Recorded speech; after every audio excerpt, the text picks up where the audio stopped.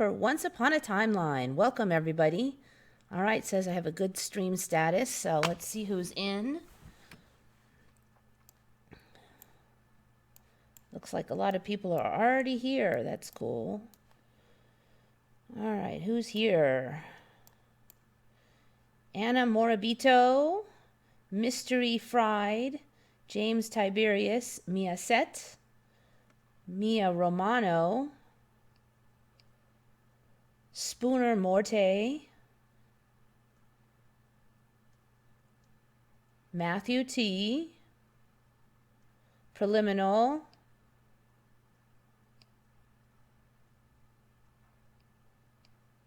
KSP Crafter, Autumn Nichols, Kyokuk Monte,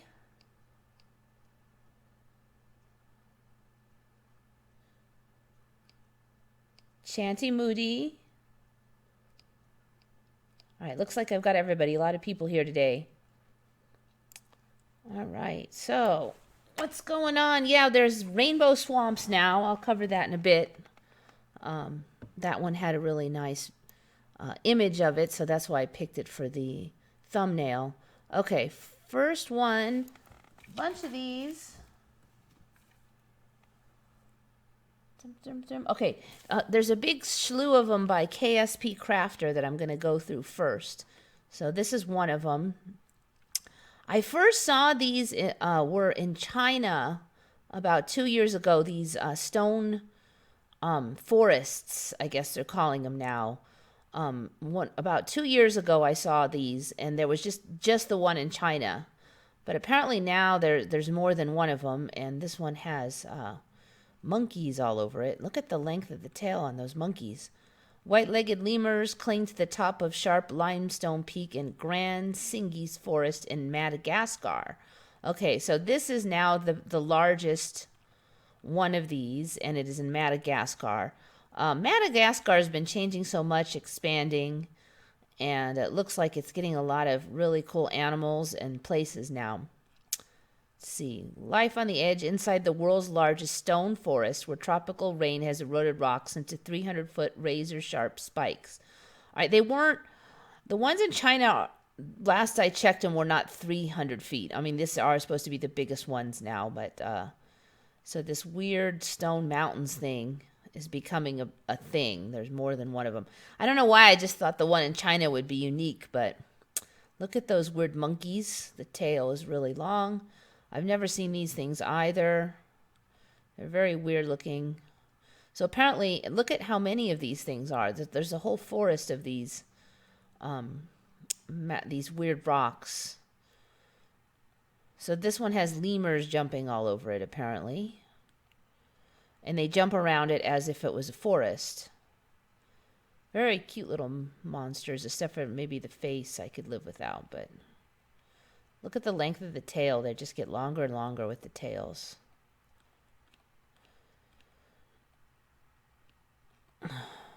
Weird. Okay, so that's interesting very much. Like I said, this wasn't here 2 years ago, just the one in China, and that was it.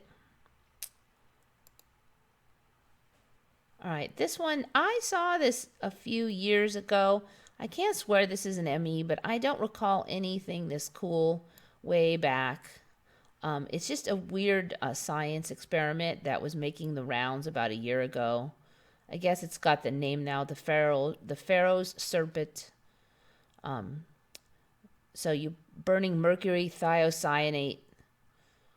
So I guess this is mercury thiocyanate.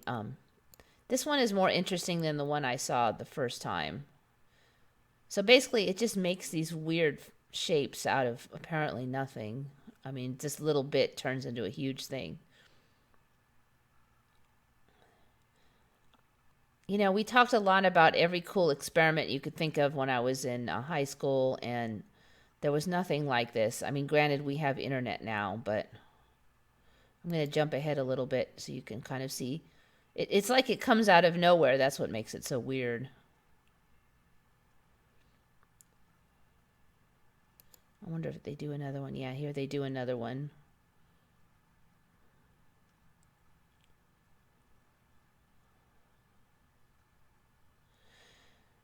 Anyway, you can look these up. They're really cool. I don't want to get a copyright strike, so I don't want to run it too long. Blink. All right, let's see what you guys are talking about. Jimmy Carter. Carter did not die for me. I don't pay that much attention to a lot of famous people, but I do keep a little bit of an eye on the presidents.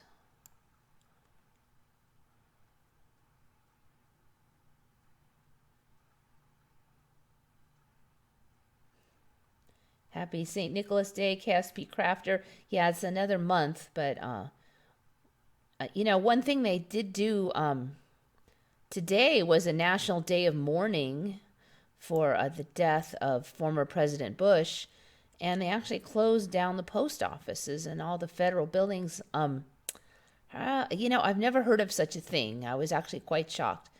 I can't swear this is an ME because no presidents have died recently, but I was a little surprised.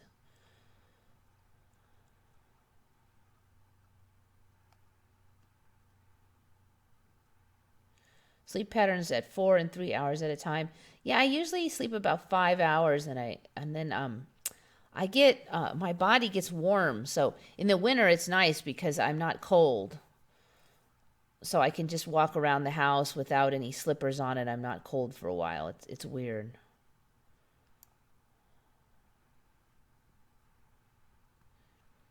Taking magnesium. Yeah, I've been taking magnesium for like 10 years, so for other reasons.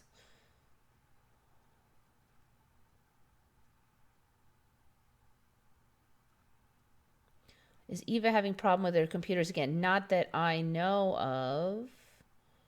Why, is there something weird on your end?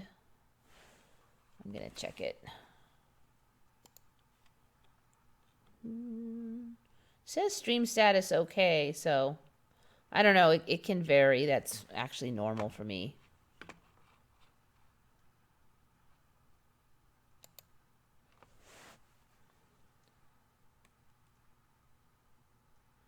Is my connection so bad, or can't you see Eva too? I'm getting the normal connection from my end, it looks like. I don't know. Is anybody else having trouble with the signal? Sometimes if you just disconnect and reconnect, that'll fix it.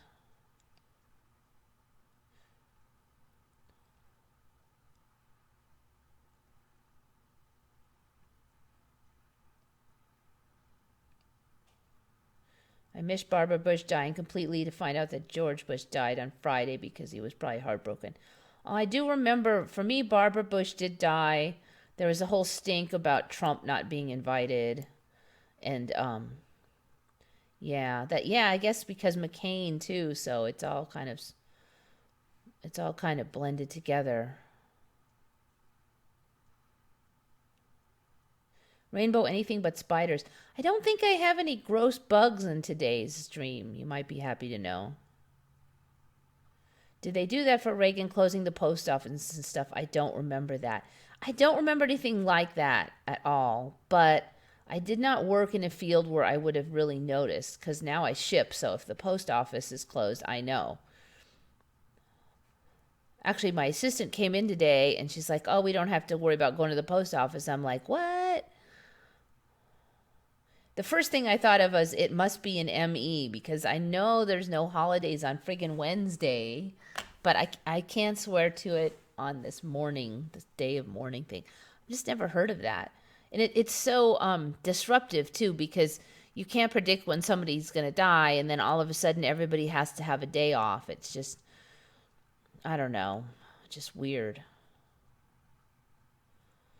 All right, so cuttlefish, that's the next one. So another one by KSP Crafter. Now, I've seen these cuttlefish are getting weirder and weirder. The cuttlefish in my old timeline couldn't even change color. They didn't have 1,000,000-word tentacles. Only octopus could change color. That was their big shtick, that they could change color, and chameleons, and that was it. But now a lot of things can do it, including these cuttlefish. But also, this is a new one in that I have not seen this before. There's a big popularity in the new timeline with fish that walk and weird things that walk on the floor of the ocean, and I guess cuttlefish are now doing it. Turn off the sound here. All right, Mr. Cuttlefish. Okay, here we go. So they just kind of walk along on the bottom like, we used to always be like, oh, how did fish evolve feet and stuff like that? And it was a big old question.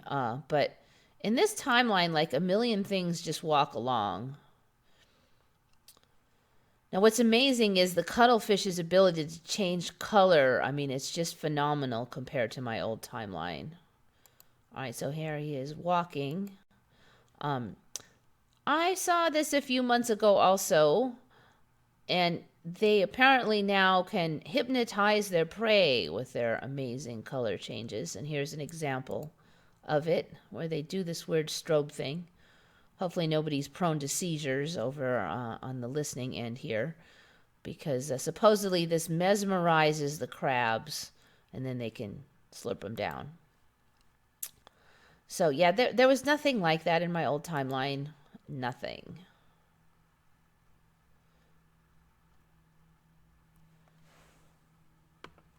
Stock market closed too, but banks open. Yeah,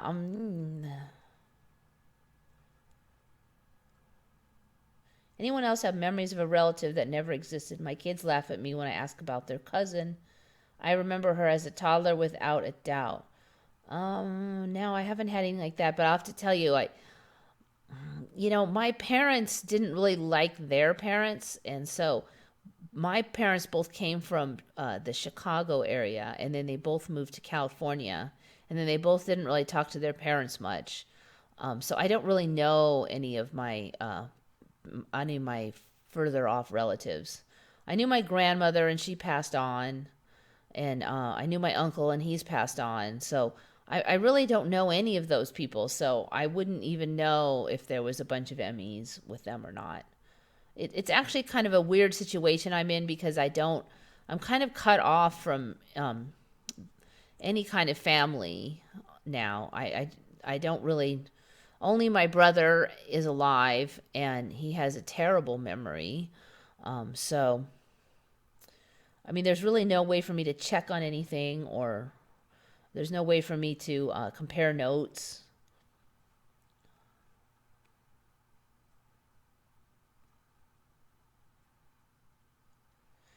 Today I heard the Bush senior speech of him talking about the importance of building the particle collider in the 80s. I don't remember him ever giving that speech. Yeah, it wasn't around for me that early, so I doubt he gave that speech in my timeline. It's not like I listened to every presidential speech, though, so, but there was no stink about building that collider back that far.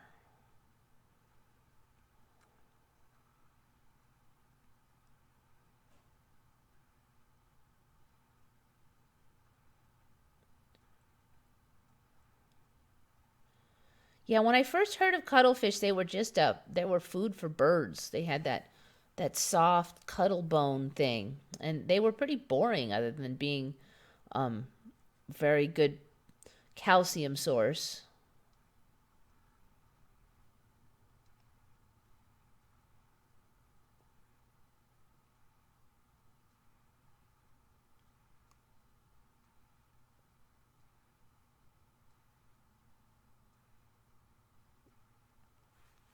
All right. So, anyways, this one was another weird one.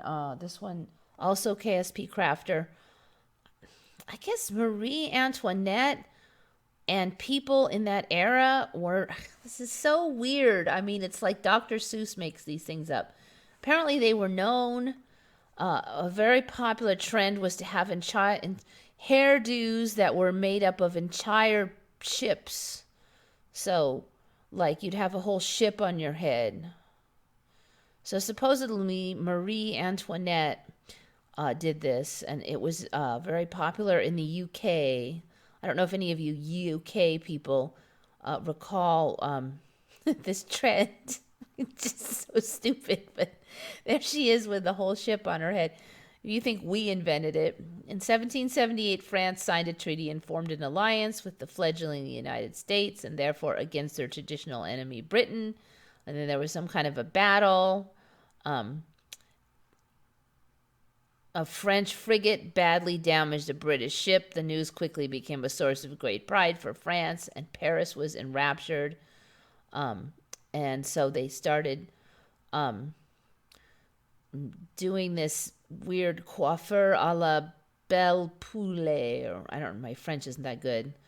The coiffure represented more or less a ship in full sail. Okay, so there's another female with a giant ship on her head.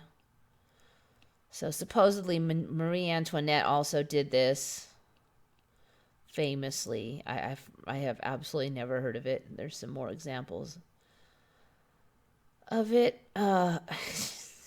These things are making me laugh so hard. There's another Emmy I wanted to bring up, but apparently Marie Antoinette never said, "Let them eat cake."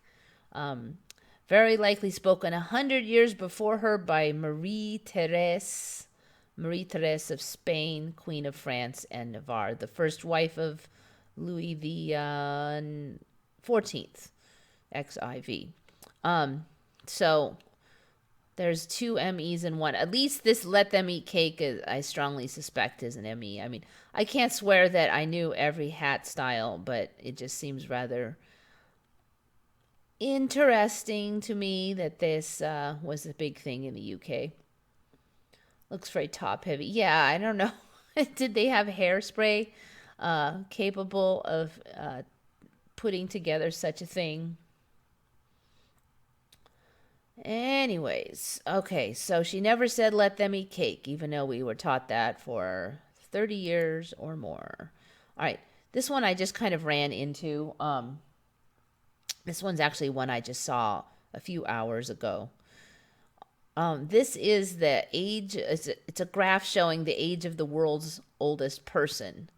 So basically, so this person was the oldest person, and as the years tick by, his age, of course, also increases. That's why it's diagonal. And then it's actually a she. And then when she dies, the oldest person then drops down to the next oldest person, which will be younger than her. But then that person constantly ages and keeps the top spot until that person dies. So you can see the pattern here. The pink ones are for women and the blue ones are for men. It's long been said that women live longer than men on average, so this graph shows that too. But what's interesting to me, though, is that I really remember, back in the 80s or so, if you made it to 100, that was really rare. Really old was 103, 105, maybe 100. I mean, I really don't recall anybody making it over about 104. I mean, that was really rare then. And those people were really, worn down and they couldn't get out of the wheelchair and stuff. You see people that are 100 now that are dancing the jig. And I really think people are living a lot longer. So over here in late 90s, you had somebody that was 122 and a half years old. And this chart is only for people who have been verified to have been that age. Okay, so then that person finally died, and then the next oldest made it to like 119. So I'm just really suspicious of this whole thing. I think that this chart should be down here, just 100 to 105, maybe 107. I do recall at one point they said, oh, somebody made it to 107. But, I mean, there's nobody on here 107 now. I mean, well, maybe that one, but people are just way older now. They live way older. So hopefully we will too, because years are super short right now. Time is going so fast.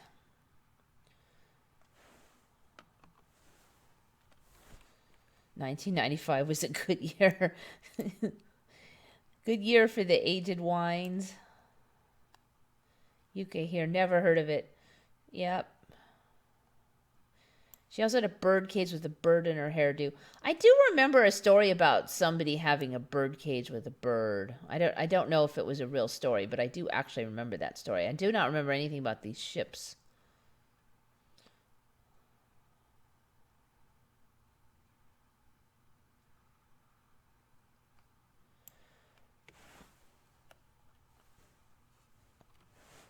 Yeah, another thing about the age one was my mom passed on a number of years ago, and when she passed on, she was 78, and I actually was curious about the average because in my mind, 78 was older than average.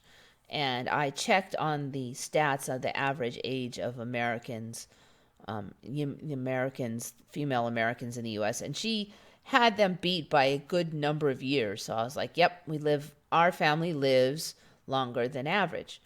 But now she's right in just average land. She didn't live long at all now. 78 is not long to live now.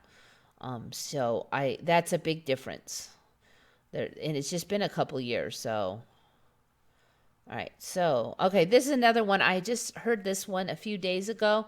Before we were talking about the Christmas box, that you would get a Christmas Eve box in the morning. It's supposed to be an American tradition that came from Europe, but nobody ever heard of it. Well, now, a couple days ago, I heard about the Christmas pickle. I've never heard of the freaking Christmas pickle, the tradition, which is so popular around the holiday season in the U.S. that it was featured in Twitter Moments, is generally thought to be German. I have never heard of a freaking Christmas pickle. And I talked to everybody I know has never heard of a Christmas pickle. And then for a while, when I looked this up on a couple days ago, it said that it came from Germany. But now it's saying, but no Germans know anything about it. So now they don't know where it came from. I don't know. Maybe it came from the Mandela effect. Because now here they're saying, oh, maybe it's not from Germany. So apparently what you do is you have an ornament that's like a pickle shape. And at some point, after all the rest of the tree is decorated, you put this in there. And then whoever finds it first gets, what do they get? Something? Only 8% knew about Christmas pickle tradition among German nationals. Hey, any of you Germans out there ever heard of a Christmas pickle?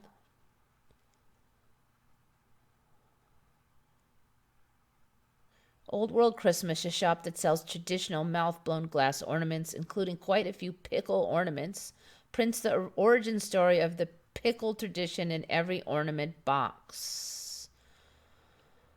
The pickle ornament has been the company's best-selling ornament for 37 years. Okay, so I don't know, whatever. I just never heard of it.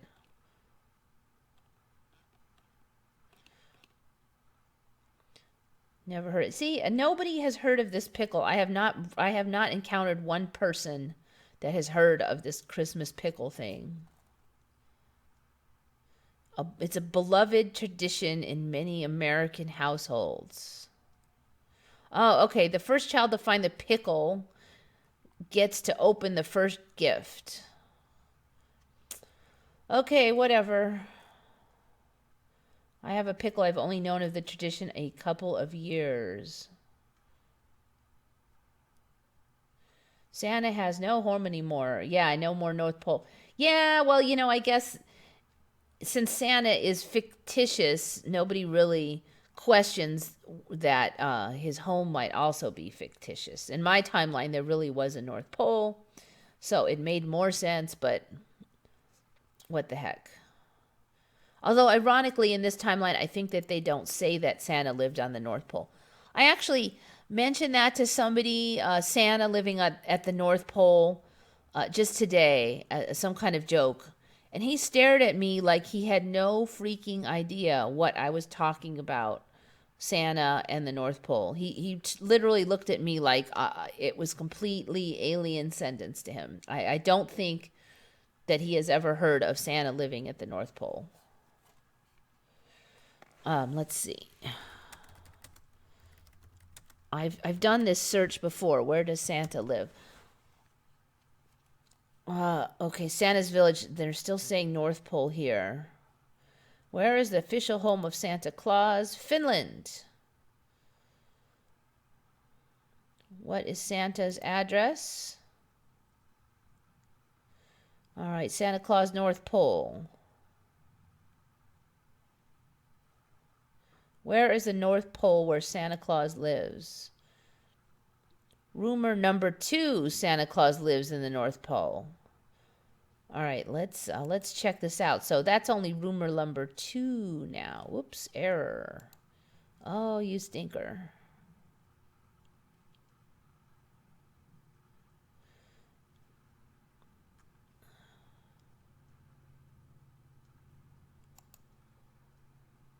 So it looks like North Pole is falling out of favor. Where does Santa Claus live? Where is Lapland and where is the North Pole?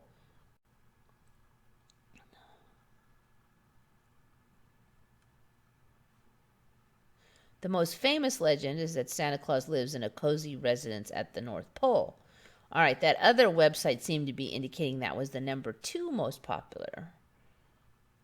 One theory is that American cartoonist Thomas Nast kicked off the idea that Santa comes from the North Pole in an image he drew for American magazine Harper's Weekly. Of course, we can't see the image. Next to a collection of images of Santa were captured Santa Clausville NP was writing which claimed that Santa Claus was home near the North Pole in the ice and snow. Near the North Pole in the ice and snow. No, it was at the North Pole, not near the North Pole. While some believe Santa's residence is to be the North Pole, others say his residence is in Korva Tunturi in Lapland. Well, anyway, you get the drift, but it looks like the North Pole. I mean, some people are not recognizing that anymore. No more Santa living at the North Pole. All right, this one, I think I heard some mumblings about this a few months ago, but it kind of brought home to me, I ran across this. This is about the Earth's crust and the tectonic plates. Now, what I was taught was that the tectonic plates, the Earth's crust, floated on a sea of magma. And if sometimes the magma would push through weak spots in the crust, and that was where volcanoes were. So it's basically magma pushing up from underneath. But in this timeline, they're saying that we do not float on a bunch of molten lava. We don't float on anything. The whole mantle is hard rock. So there's no floating involved at all. The outer core way in here supposedly has magma, but the whole exterior, the majority of the Earth is just rock. There's no magma everywhere. I really do remember they would say that the tectonic plates floated on magma. And that kind of a little bit explained when I would see how they said that the tectonic plates had moved around because they were like, they were just all over the place. It just looked like pinball or something. It didn't make a lot of sense to me, and I kind of figured, well, who could know how things are swirling in the magma? But that's just not the case anymore.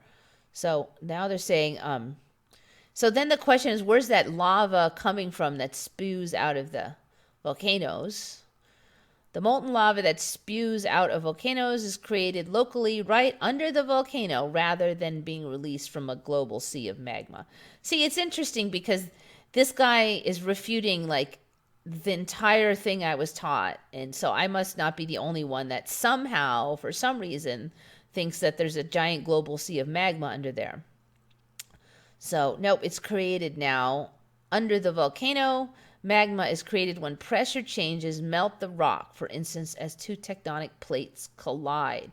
So now the story is that sometimes when there's a lot of pressure, then magma is created and pushed up. But that it's just like a local event only.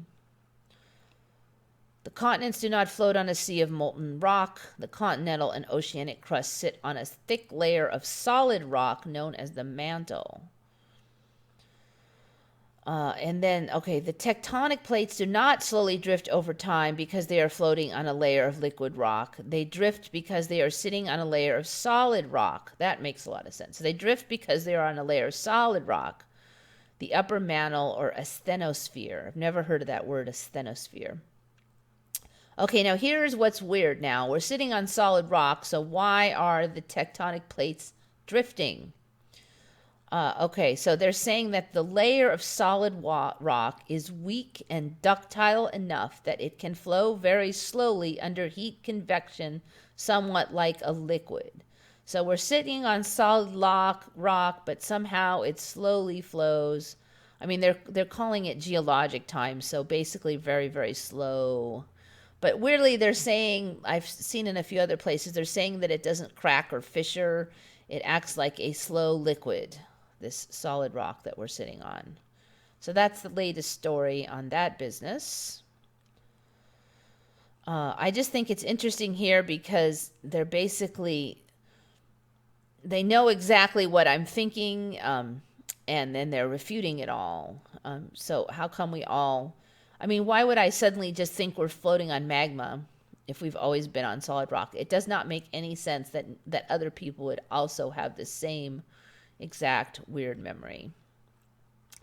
It's very weird. It's like, oh, you know everything I was taught, and now you will reteach me it all.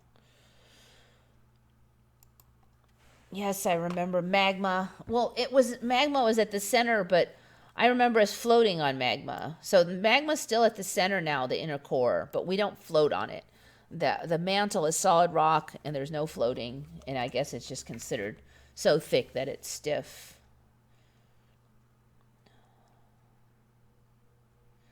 The universes we slide into are getting weirder and weirder. Yep.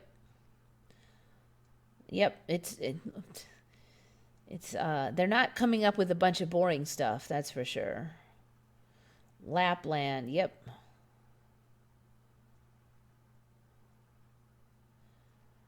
Lapland. Yeah, what is Lapland exactly? Lapland.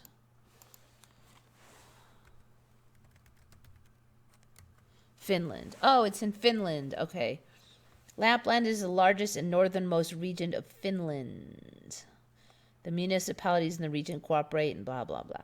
Okay, so it's Finland.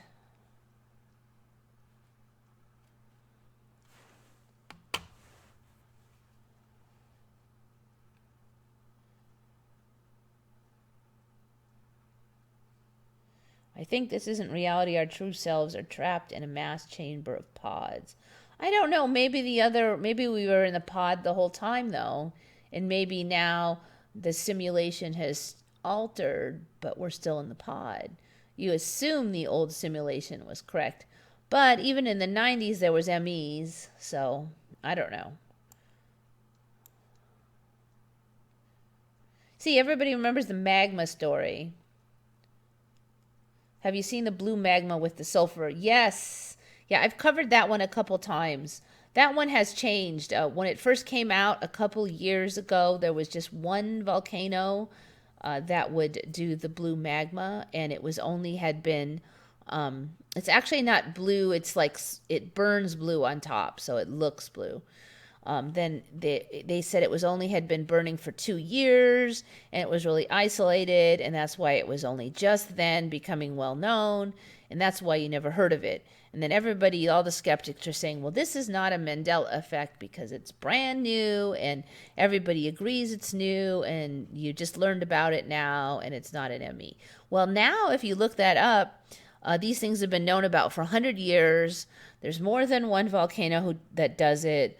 And so now it's really an ME because I know 2 years ago it was only 2 years old. So it should not be more than 4 years old now. But instead it's 100 years old or something ridiculous. I haven't even looked it up lately. It's probably some, let's see.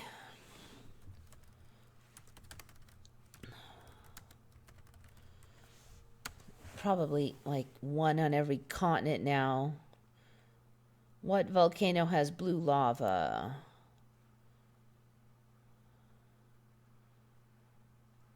Okay, Kawa Ijen is the first one.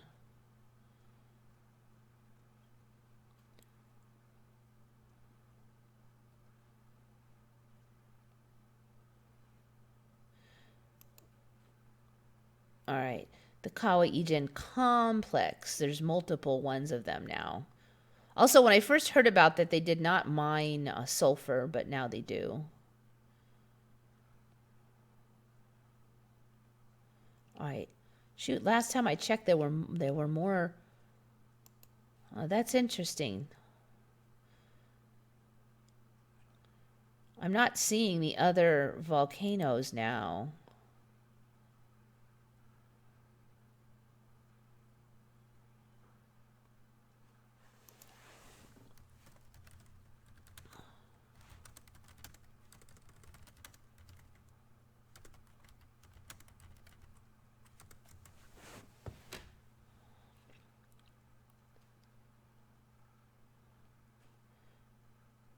All right, I'm just going to click on one and see. But if they don't mention other ones, I'm going to start to flip out a little bit here. Blah, blah. Look at that. Some nice color on that one.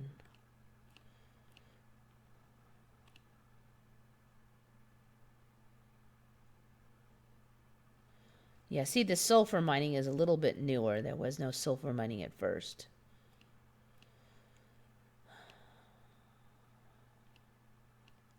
All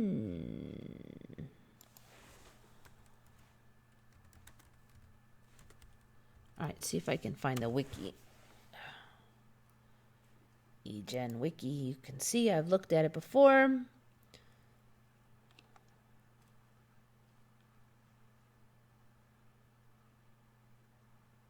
The phenomenon has occurred for a long time, but beforehand there was no midnight hiking. A two-hour hike is required to reach the rim. All right, so now it's just saying a long time. Now, before there were specific dates, and they were quite a ways back. So this story is continually morphing. Many other post-caldera cones and craters are located within the caldera. Blah, blah, blah. Media gallery. Yeah, there's nothing on other volcanoes.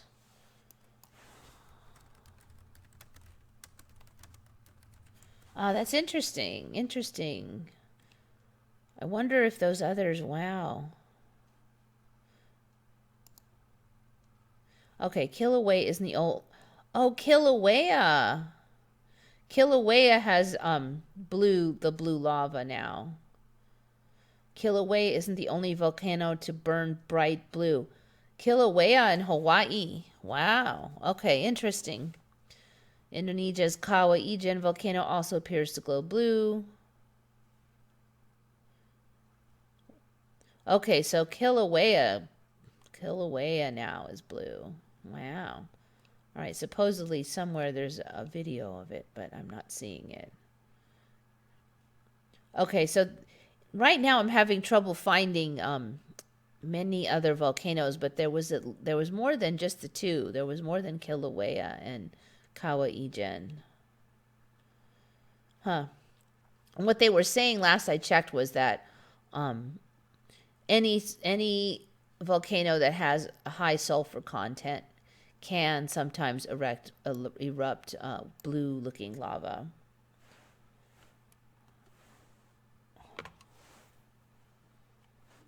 All right, let's see.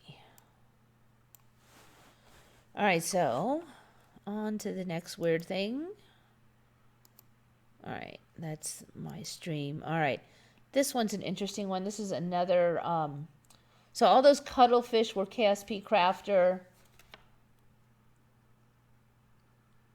The stones were the stone forest. And this arc lamp thing. All right, so apparently the invention of the light bulb was not that big a deal because we already had an electric bulb. And it was this arc lamp that came out before the light bulb now. Widely used starting in 1870s for street and large building lighting until it was superseded by the incandescent light bulb in the earliest 20th century. So, and I really clearly remember them talking about the first electric homes and being lit with electricity being a big deal. But now, to be frank, I actually do not remember so much gas lighting as now we have that term gas lighting. And I first heard of that about 3 years ago, and I had never heard that term before about 3 years ago. And then suddenly it was everywhere, and I just assumed it was a new term at the time. But no, it turns out it's a very old term. So gaslighting came into my reality. That movie that has the word is invented, has come from. And this whole concept of having gas piped into your home and then lighting it, I that was alien to me. But now we have this arc lamp thing produced by an electric arc. So there's like electricity that is, and then there's gas in here. Let's see, how does this work exactly? An electric arc, the carbon arc light, which consists of an arc between carbon electrodes in air, invented by Humphrey Davy in the first decade of the 1800s. So that's like 100 years earlier, was the first practical electric light. It was used starting in the 1870s for street and large building lighting, continued in use more specialized applications where a high-intensity point light source was needed, such as searchlights, movie projectors, until after World War II. The carbon arc lamp is now obsolete, but is still used as a source of high-intensity UV light. Okay, so 100 years before the light bulb, we had this arc lamp. Supposedly it's way brighter than a light bulb. There's some pictures of it. One of them was apparently this Yablachkov candle. The concept, it was approved upon by a number of people. It was not until 1870s that lamps such as Yablachkov candle were more commonly seen. And this is that candle. So I guess this is some kind of an arc light. It's basically a light bulb, but they don't use the filament. They just use some like carbon on the edges, I guess, and it arcs through this gaseous environment or something. So there's one of them. I'll bring it up here so you can see it better. And then these things were run by a Graham machine.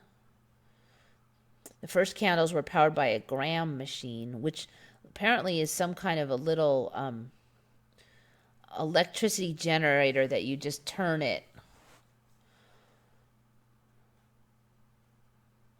Invented by Antonio Pacinotti in 1860. Graham was the developer of a new induced rotor in form of a wire-wrapped ring, Graham ring. So basically, this you would crank it, I guess, and then it would store. I don't know. It's not really clear exactly how it worked, but you would crank it, and it would create direct current electricity. You could run these funky arc lights from it.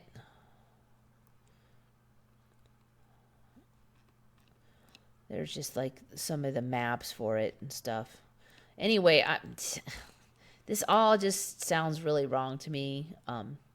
So KSP Crafter mentioned this arc lamp thing, and then when I was clicking on here, I saw these other things, so I thought I'd bring them up too.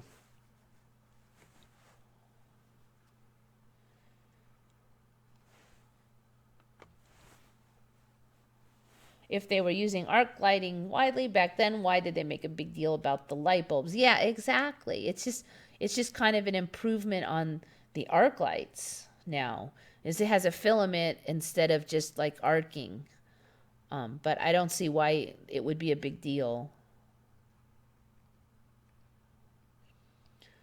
Go to the Spanish Inquisition and see how many people were killed.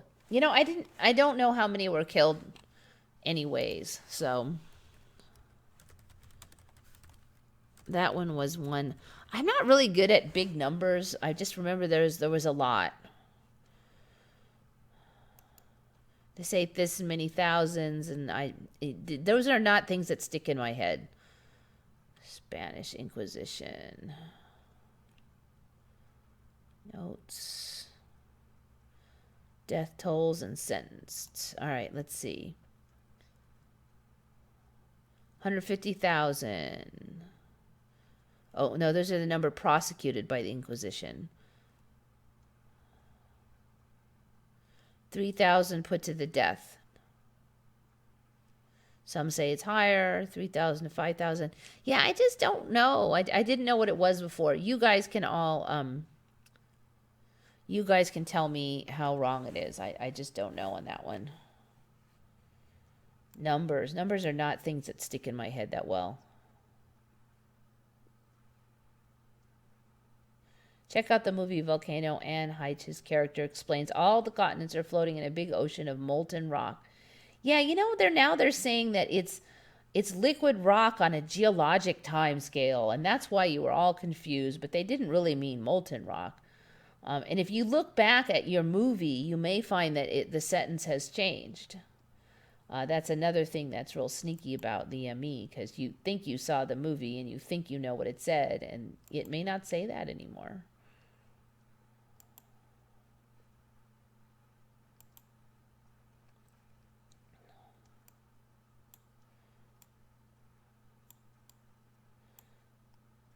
Small dogs live in Lapland. Yeah. Lap dogs. The only thing I hate about traveling to parallel universes is relearn history all over again. And then learn it again, and then learn it again. I mean, it's not like it follows this constant pattern. I mean, it'll jump back and forth. It makes me crazy. The history of Hawaii has made me crazy. And I'll look it up and go, oh, this is what it says now. But if I haven't checked it in the last 5 minutes, it may not say that anymore.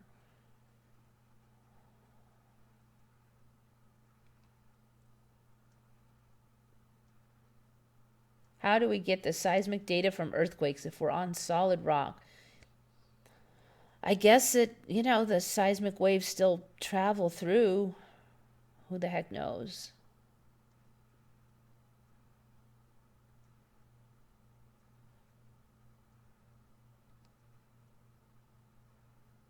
I studied geology at university. This is new. Yep. I know we were on magma before.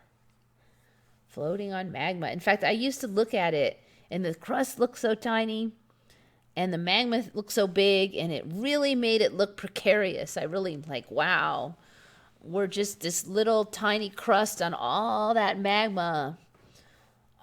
It was just really kind of sobering. But now with the whole mantle all solid, it just seems a lot less scary looking.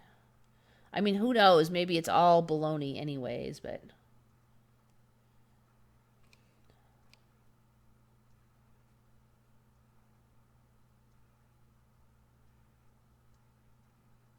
Yeah, you thought that because that's what they used to teach us. Yeah, except for in this timeline, that was never taught in any of our lives.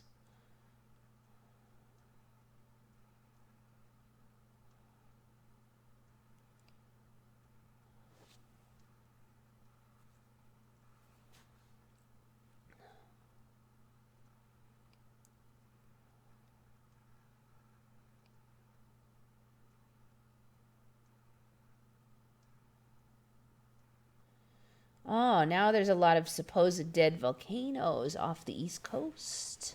That's interesting. That ring of fire changed a lot for me, so let's see. For me, it was just over around Japan. Yeah, see, the ring of fire travels over by the East Coast now. See if I can get this bigger. Oh, yeah, no, it doesn't travel by the East Coast, so I don't know then.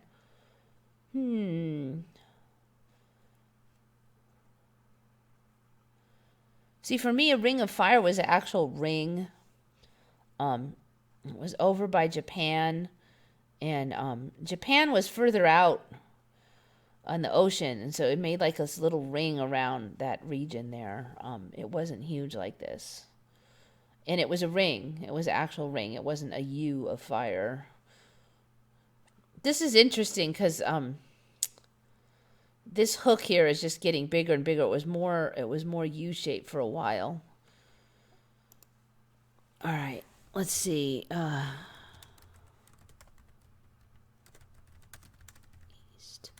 coast.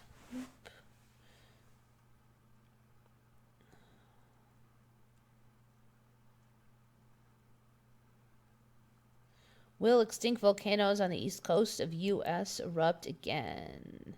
Yeah, there's a lot more tectonic activity and earthquakes and stuff on the east coast area now.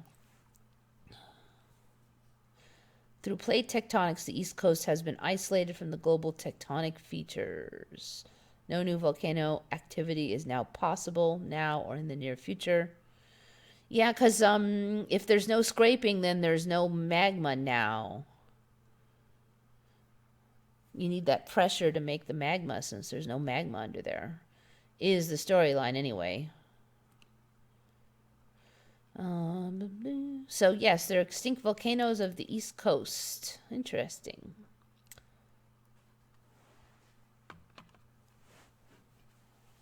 Could be a town named North Pole at Lapland, the new Santa place he lives. So people are not catching it entirely.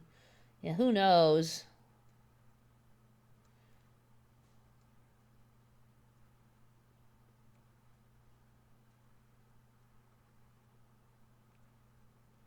Oh, you're right. Lapland, and you sit on Santa's lap. It's Lapland. I do vaguely remember Lapland being some Finnish place, though, but yeah, I don't remember that word, in the 80s. It's just been the last 10 years that I've heard of Lapland.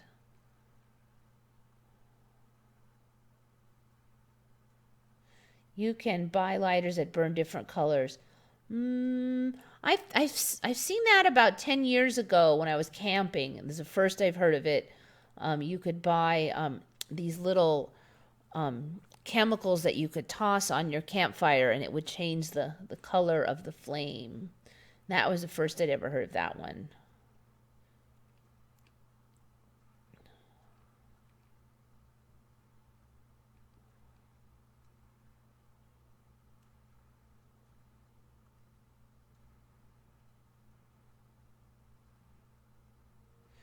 There is still no explanation as to why it seems there is electrical scarring all over the Earth. Oh, do we have that here now? Last I checked, it was just Mars that had that. Yeah, it's more like the horseshoe of fire, except for it's not even a horseshoe now. For a while, it really was a horseshoe, but now I don't know what that is. It's not really anything.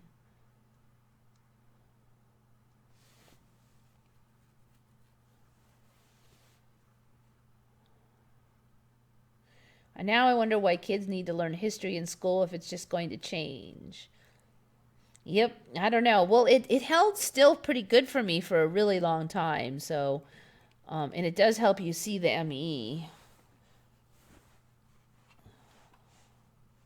Glass-winged butterfly. Yeah, those invisible animals are ridiculous.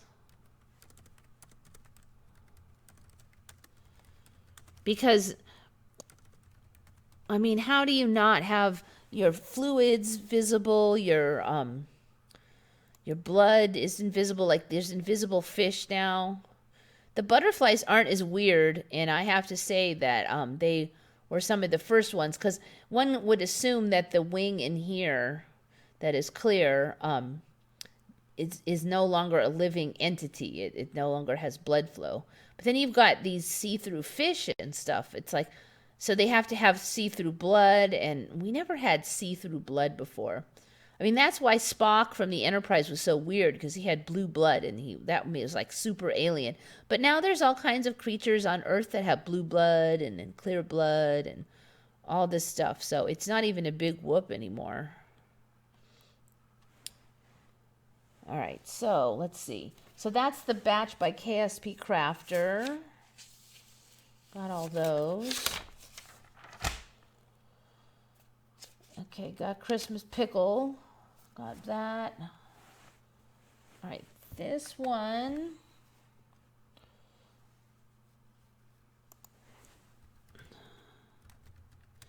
Do you remember Candice Bergmen? That's what I remember, Candice Bergmen.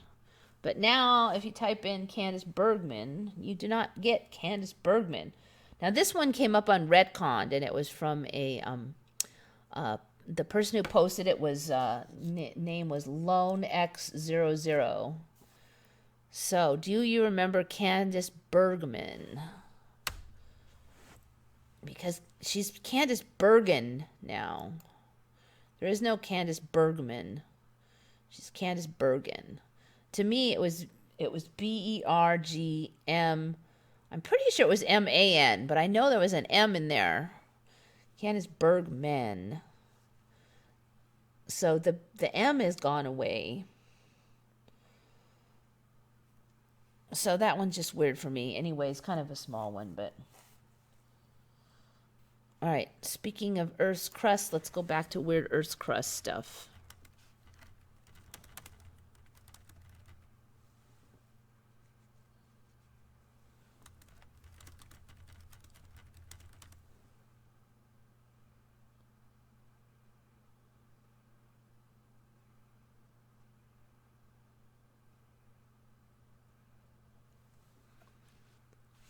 See if that one's enough.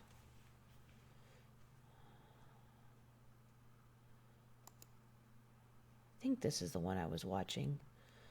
All right, so now they're saying that we're leaking water into the this one is kind of takes a while to explain, but basically I've been hearing a lot lately about there being a vast ocean under the ocean and vast hordes of water in underground under our regular ground, like in the mantle. That would be the mantle that used to be magma, but now is solid rock. But there's been a lot of just rumors and yammer about water under there. So we'd have like even more ocean. This guy discusses it a little bit. This is Mr. MBB333's channel on YouTube. I do like to check this channel out fairly regularly. He just posts weird happenings. He tries to be truthful as possible, and just bring up weird stuff. He totally does not see the ME, and he totally does support current reality, though. But you can kind of see what anomalies have been coming up lately. So one of the anomalies that he was talking about on this particular one, Earth's crust is leaking water into the ocean under the ocean. Water anomalies. This was from November 17th. What he was talking about is places all over the world where the tide has receded in an unusual amount for no particular reason and exposed a lot of weird stuff. So in many cases, it's exposing old old structures that used to be there. But what's interesting is this is happening all over, and I've never heard of such a thing in my old timeline. And also in this timeline, like big hurricanes can suck away all the water too, and that was not the case in my old timeline. Was he's got somewhere on here he marks where they all were, and it's all over the place. See if I can find it. He's got a little oh yeah, here he marks all the spots. All these X's are somewhat recent reports of receding waters for no apparent reason. Now his theory now is he brings up this story that water apparently is getting sucked away in areas. So he's thinking, well, maybe if water is suddenly disappearing under the crust, then that would suck water away from the shoreline for a while until other water could slosh back and take its place. Now, what I don't really understand is if you suddenly sucked all the water out, then wouldn't the other water come back with a giant vicious vengeance, and all these people who are faffing about on the shoreline here would all get in big trouble, but they don't. So I don't really think that his reasoning here is logical, at least according to my brain. But by talking about this, he's brought up something which I'd never heard of before.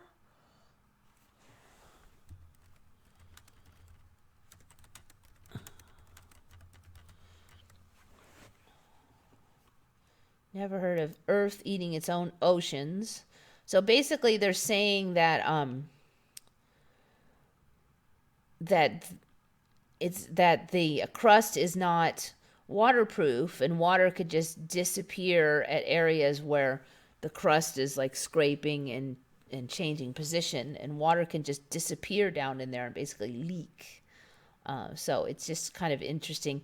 Now, a lot of them are saying, oh, it turns out that more water than we thought is lost. Well, I've never heard of any of that spiel before. Little is known about how much water moves during the process. Study leader Chen Kai of Washington, blah, blah, blah. All right, so water is stored in crystalline structure of minerals.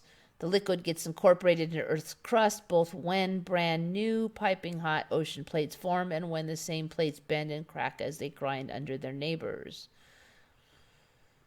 This last process, called subduction, is the only way water penetrates deep into the crust and mantle, but little is known about how much water moves. I don't know. The whole storyline is just alien to me, but apparently, yeah, now we lose water under there. Whatever. I don't know. All the oceans are changing. The shapes are changing. Everything's changing. So I'm not going to really worry about this lost water, but that seems to be kind of the storyline now, that we're going to find a bunch of water under there. So don't be surprised if we do, I think.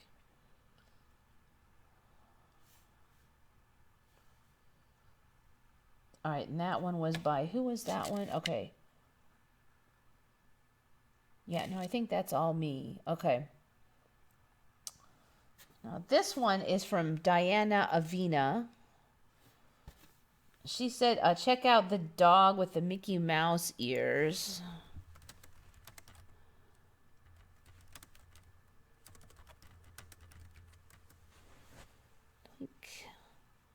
Apparently they've got this weird dog that has Mickey Mouse ears now.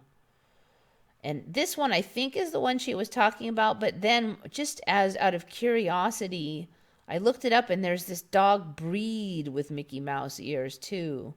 And it's called a pumi dog, Pumi. So apparently these pumi dogs often have Mickey Mouse ears, although it looks like sometimes they're a little more floppy. But anyway, so apparently we have a whole breed of those things now.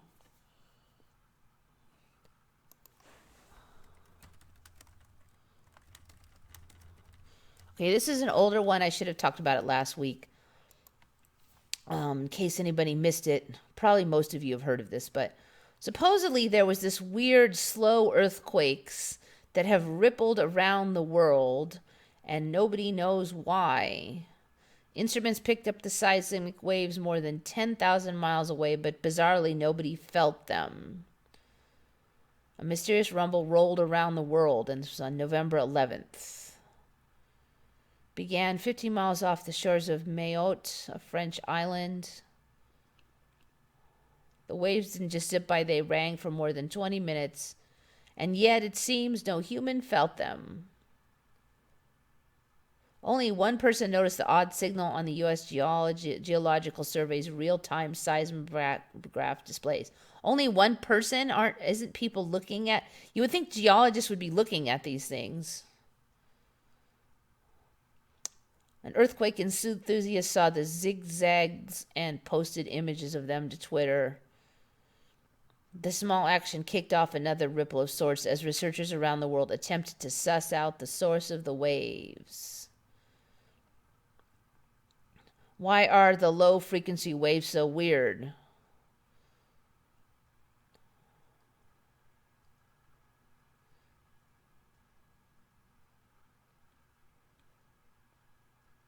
Long-period surface waves chugging at the end of an earthquake, which are similar to the strange signals that rolled out from Mayotte. So it's just long-period waves, which is, I don't know, it's kind of hard to describe, but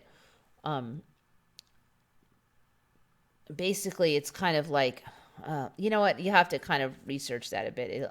I don't even understand it quite well enough to explain it.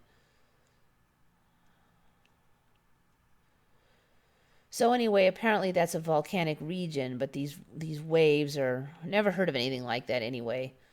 Haven't heard much talk about it on TV though. Okay, so that was by Keel One, Keill, and the number one, and that's another channel watcher. So thank you for that. Thank you for the Pumi dog, Diana Avina. All right, this one is an extra bizarre one for me. We've talked before about so many of the famous artworks now having multiples. Like there's multiple The Thinkers, and even done by the same artist.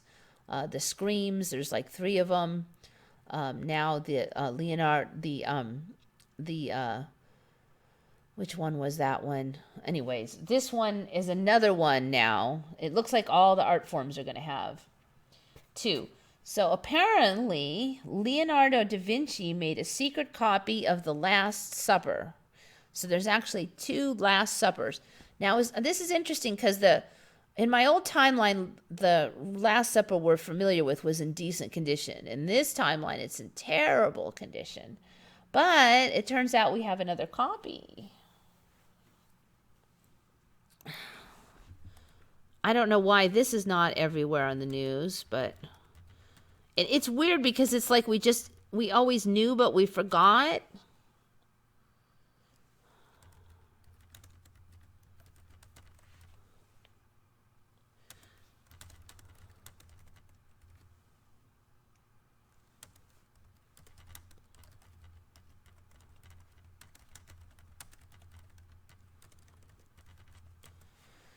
I mean, there's not going to be any more artworks that we don't have 2 copies of at this rate.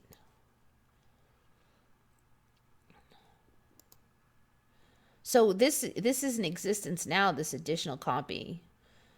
Turns out Last Supper had a second course, a near pristine copy of Leonardo da Vinci's iconic painting is offering a glimpse into what one of the world's most famous artworks looked like when it was new.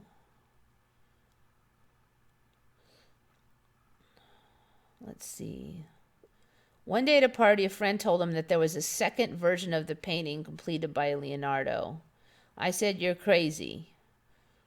The film tracks the origins of this little-known second version and the author's efforts to trace it to a remote abbey in Tongerlo, Belgium, an hour outside Antwerp. Well, I don't get it. Somebody at the party knew about it, so it's not that secret. I mean, really, you could just find out at a party and nobody's been checking into this thing all this time until a movie producer decided to look into it, like art people weren't interested. When they finally found the second painting, they were amazed to discover just how good the Tongerlo's Last Supper looked. The figures line up perfectly, suggesting it was made using the same cartoons used to produce the original.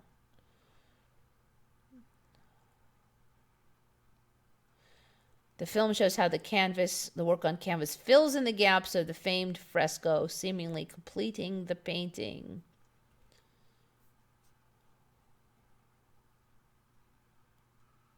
Let's see. Anyways, just weird. So there's 2 Last Suppers, basically. That is the story. They're going through the history of it here. So now they're saying that it needs to be... it's made of multiple canvases stitched together, and they're very, very delicate. Then they want to do a full restoration, which will be 500,000, I think that's euros there, or 616,000 US dollars. Anyway, so yay, there's another Last Supper, I guess. I don't know. Yep, so you guys got an extra painting. Good job. Or the ME, whatever. At least this new dog is cute. Yeah, that's true. Some of the new stuff. And the new dog doesn't pee on his own feet or do anything else gross, hopefully. Mona Lisa just got a head veil. That head veil is like at least a year old for me. That was around for. Now, the most recent change I've the most recent big change I've seen on the Mona Lisa was the that chair arm that her arm is on now, and that one Unimundi. I'm pretty sure he's the one who discovered it. I saw it on his channel first, anyways. And he sees a lot. He sees a lot of MEs. Water has memories. Yeah, a lot of stuff that was just silly rumor, now is fact. Almost everything seems fake. Yeah. Yes, reality is falling apart. I don't know if I would say that. I mean, everything is functioning basically normally. So it's hanging together. It's just weird. It's getting weird.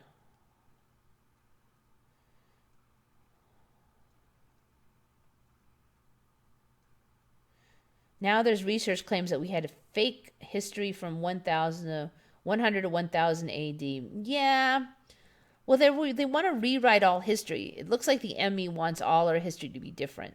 So one of the things they're doing is just saying that everything you learned when you were a kid was just bad teachers and fake news and whitewashing and like everything. So every last thing, they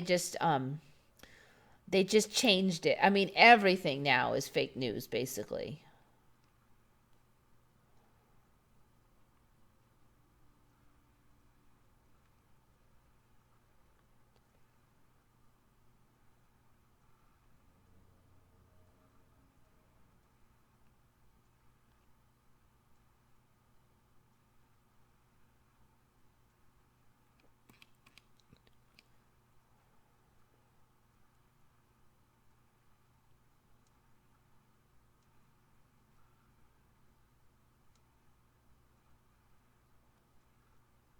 Yeah, the veil storing is interesting for me because there's some Emmys that I'm like, I'm 95% sure that that veil wasn't there.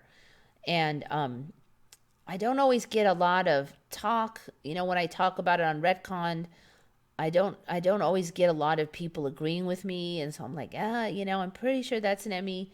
But then people keep popping up and going, oh, and there's a new veil, and there's a new veil over the coming months, and I'm like, they just came up with the exact same thing that I was thinking, all on their own. Most of the of people are not on Retcon. They probably did not read my thing. They just see it on their own, and it's the same thing. Nobody's saying, oh, her hair color changed or anything like that. They're all saying the same thing. All right. So, anyways, pumi.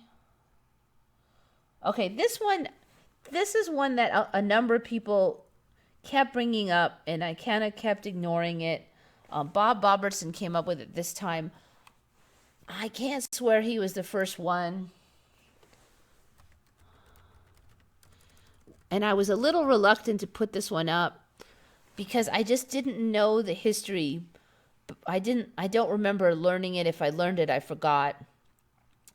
But since everything has got more earlier now, I guess I should just bring it up because I can't swear this is ME, but it's very suspicious.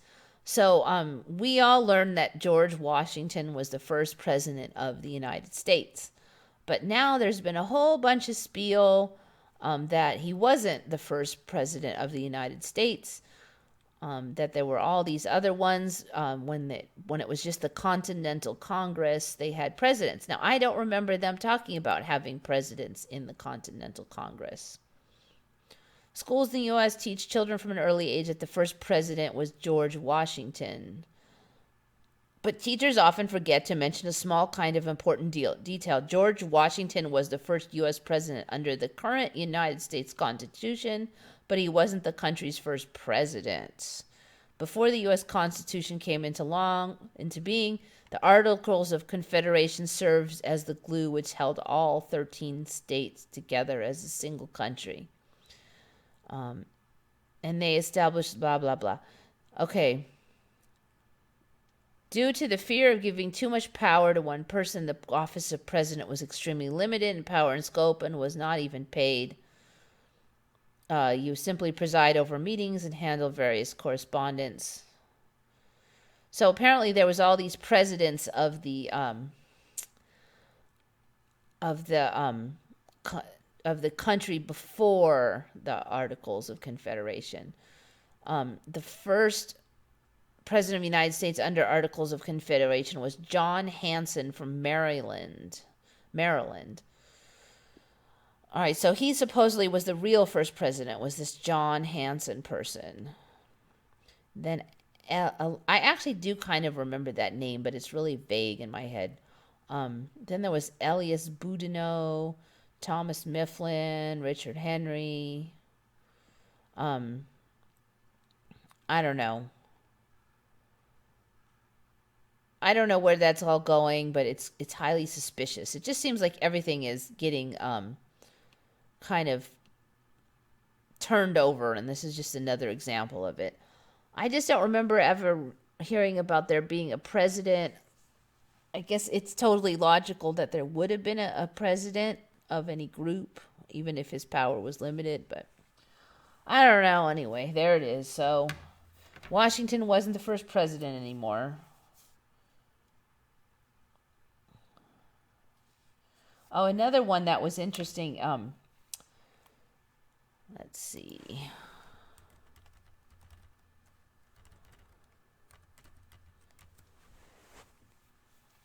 So apparently just lately they're minting coins of President John Hancock, first president of Continental Congress.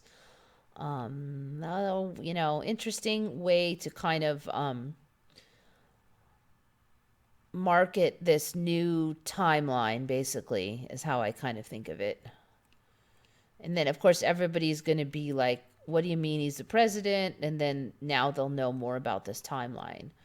Just happens to come up now. Isn't that a coincidence?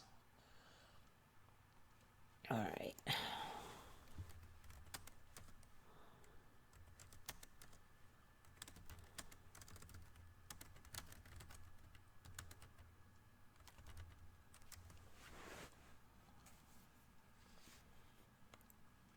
All right, here's another weird one. This one is from Devor Schwartz.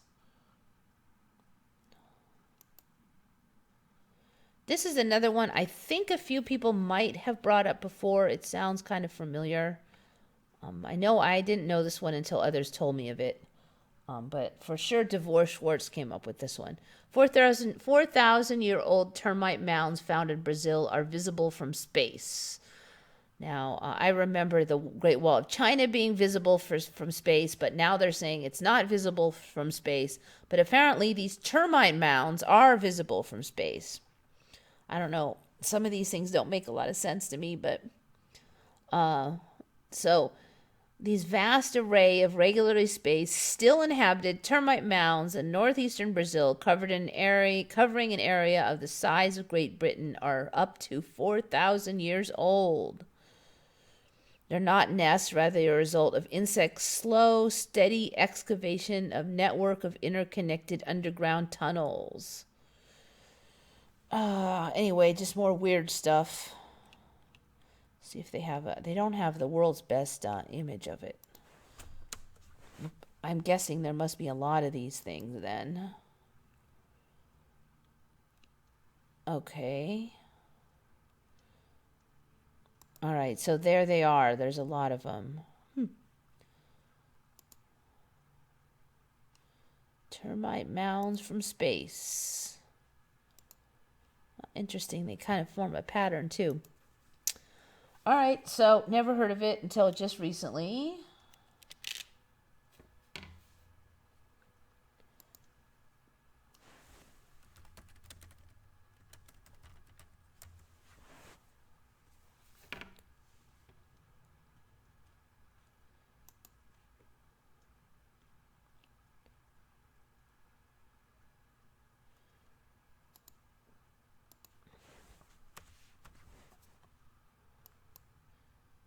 This is a case of me not being able to read my own writing.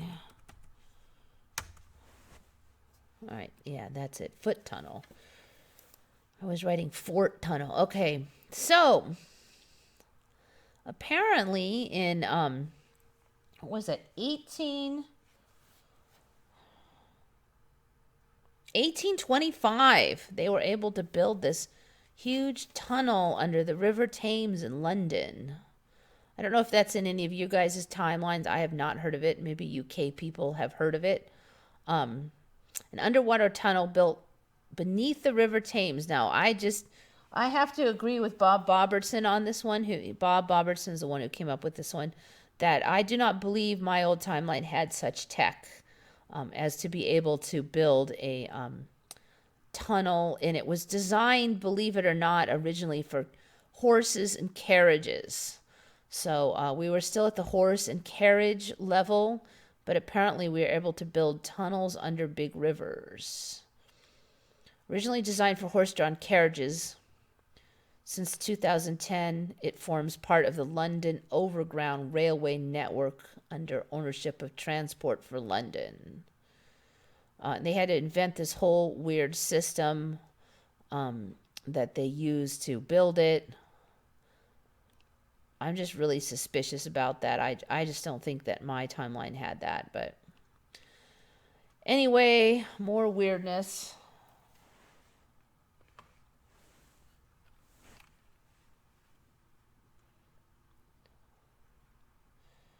I know they had a lot of underground disused rail. Yeah, this thing was built for horses and carriages, though.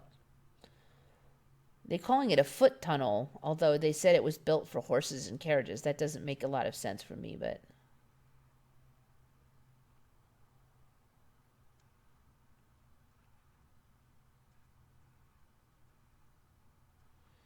Yeah, Abraham Lincoln's supposed to have been a cross-dresser. Gandhi's a womanizer. Yeah, I know. Everything is ridiculous. I mean, it's like, I don't know if they just want to shake you so you won't make any assumptions or trust anything and you won't trust this timeline or this reality. I don't know. But it's just like, it's kind of like being whipped around at the end of the string because whatever you used to think, it's like, oh, no, you don't. I heard about those presidents in a college class in 2009. Never heard of them before that.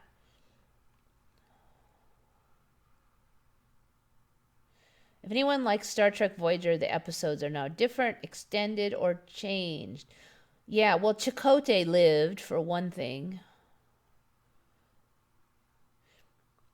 I was racking my brain trying to remember when Chakotay died. And somebody on Retcon remembered. And interestingly, it was that episode where they encounter that Krenim ship that goes through time. So it's even more creepy because the whole storyline that he died in was one about a ship that goes back in time and changes timelines, and then the time change ripples through. And so, I don't know, that's like super creepy because of all things for someone to come back to life like a character. If those of you who don't know what I'm talking about, people who watch Star Trek, many of us remember Chakotay, one of the big characters, having died, and then suddenly he didn't die. And what happened for me is I saw he died, and I'm like, oh, that sucks. And then the next episode, he wasn't dead, and I figured it was an old episode, and they were replaying old episodes. And I never did find another episode where he stayed dead. So he must not have been dead for long, is all I have to say, because then it seemed like all the episodes after that he was alive again. And this timeline, he never died. His character never died.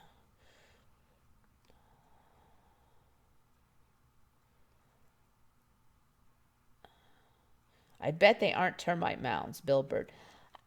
This timeline has mounds everywhere. There's all kinds of weird mounds. It loves mounds. There's the Mima mounds. Now we've got these termite mounds. There's a whole bunch of weird holes that create mounds that they think might be some kind of human burial thing, except for there's no bodies found in Chakotay died. I don't remember that. I have to rewatch the entire series. Now, only for a while. His character came back from the dead. I think you probably had to watch just at that time and see that episode because it wasn't very long that he was dead. It's just when I saw it, it didn't occur to me that it was going to magically disappear. So I kept waiting for the rest of the episodes, and the crew has to go on without Chakotay, and then they never came. And then somehow I just kind of forgot about it until the ME. MEs are 90% a mockery if you analyze it deeply. Even enhancements to the body look so convenient for future torture. Yeah, I don't know. I mean, I think you can just spin that whichever direction. I mean, I've definitely heard people say, "Oh, yay, it's a upgrade," and then other people are like, "Oh, well, the upgrade is just so that you can suffer more." Well, we don't know. I don't know. I mean, people have their opinions, but I'm not gonna go there. You really could look at it either way. Did they ever explain why the character came back after the death? No, because he never died in this timeline. That character death never happened in this timeline. So there was nothing to explain because it had never existed.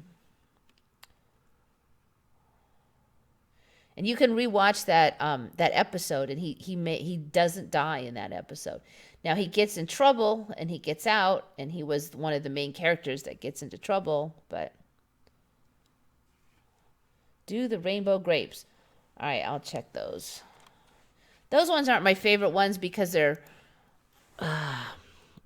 they could be and likely are heavily photoshopped.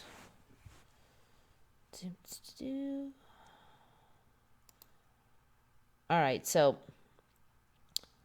supposedly you can get these rainbow grapes. I have to say they look more realistic every time I look at them. The problem you have here, this timeline is very sneaky.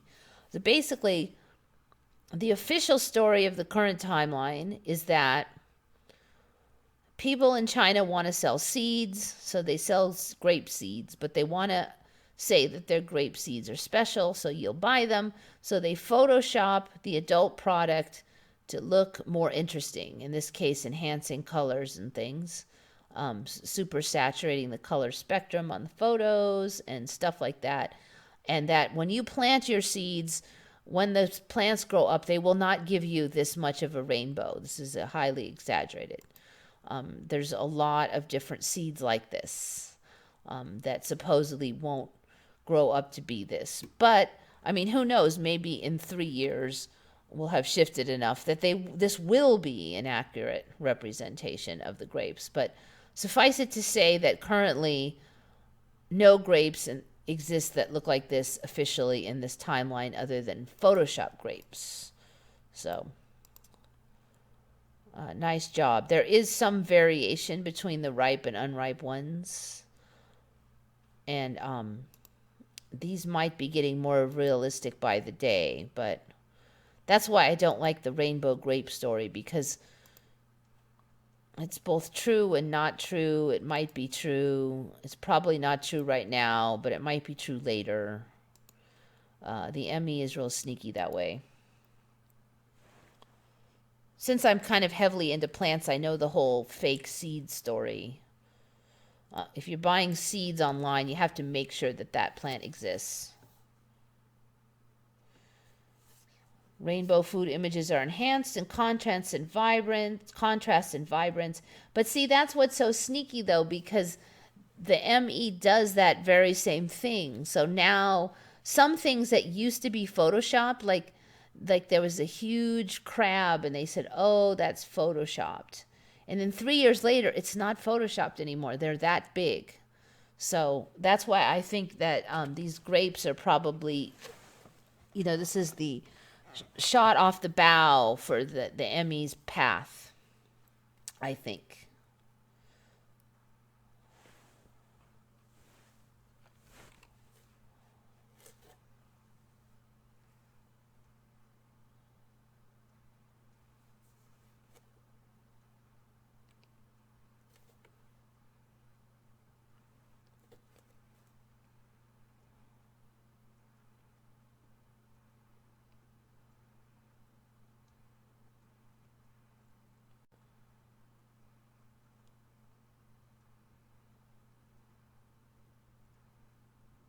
Scott Balo.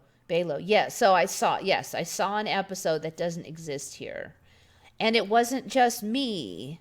In fact, I had not thought about it in quite some time until somebody else mentioned that Chakotay's death, M.E. I'm like, I remember I saw that episode where he died.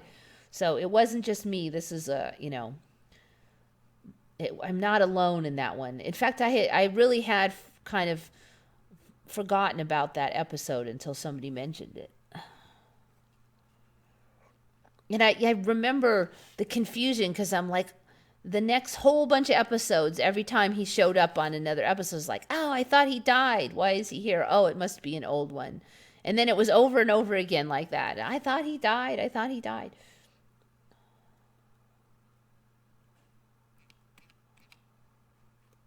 All right, so where are we here? Pumi. Okay. So many people have brought this one up.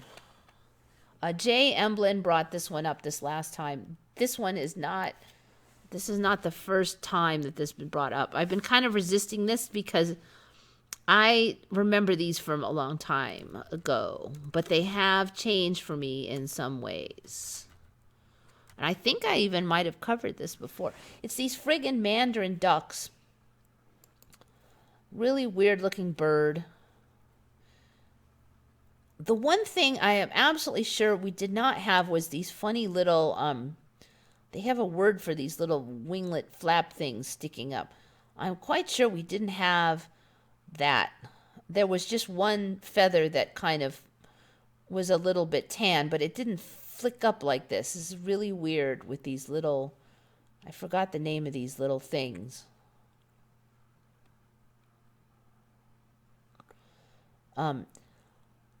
This one I saw probably in like 15 years ago. There is the Wild Animal Park in Escondido is really close to my house. And one of my friends had season tickets, so he could take one person in for free. And we would fairly often, as an exercise routine, we'd walk around this. It's like a zoo, basically. And they have this one area where there's a big lake and ducks from all over the place congregate there. And then the park sells the little pellets, and then you can feed all the ducks. And there's some geese and stuff there too. And there was one of these one time, and I was like, what is that? Because it was just so interesting looking. And he said, oh, that's a Mandarin duck. And I was really quite shocked by it. But it wasn't this weird looking. It didn't have this funny thing on the head, and it didn't have these. And I saw several more of them in subsequent trips, and none of them had these Mandarin ducks. In fact, even 2 years ago, they didn't have this. And there's an extra interesting story. I'm going to see if I can get you to see. I have an artwork behind me that has a Mandarin duck. And this artwork is actually a humongous ME for me. I'm going to see if I can turn this so you could see it. How do I look at my stream? I actually don't remember how to see my stream since I'm never looking at it.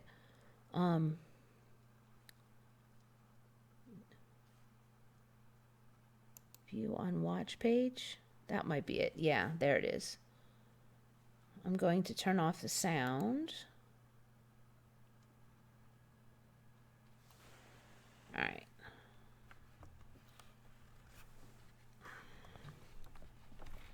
I didn't have this well planned out. But I'm going to try to turn this so you can see the art behind me.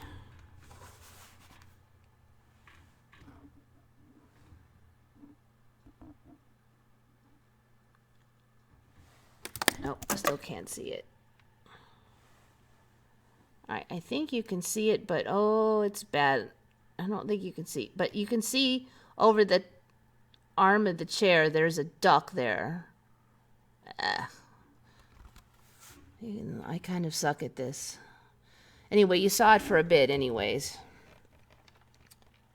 Doink. So basically, that duck... I just dropped like 10 things on the ground. That duck was a plain white boring duck. It didn't have these flaps. That whole artwork back there was just like the ducks were black and white. That was nothing. They didn't have any color on them at all. And they didn't have these flaps. And this was my mother's old panels. Old, I think it's Chinese or Japanese. I'm not sure what those characters are. Anyways, this artwork behind me has changed a ton. I'm just going to check to make sure I lined up the thing. Oh, actually, yeah. Now I can see really good on this live stream. I have to get it around this. There. Okay. This head here was the first color to change. It turned all pink like that. But this whole body down here was still white for a long time. And so about 2 years ago when I first learned of the ME, this was just starting to get pink. And I kept looking at it and I kept going, the heck? I don't remember it pink. And the other thing that was stupid was that it was pink and the whole rest was white. And it just looked completely asinine because it was like, why would you color the head and then have the whole body plain? And so I've been watching it, and then very slowly, all this blue filled in. That was the next thing. And then these little winglet things grew and grew and grew. And around that time that those winglet things grew out, this guy back here started getting color. He used to be plain also. There's been a lot of changes on this whole panel, actually.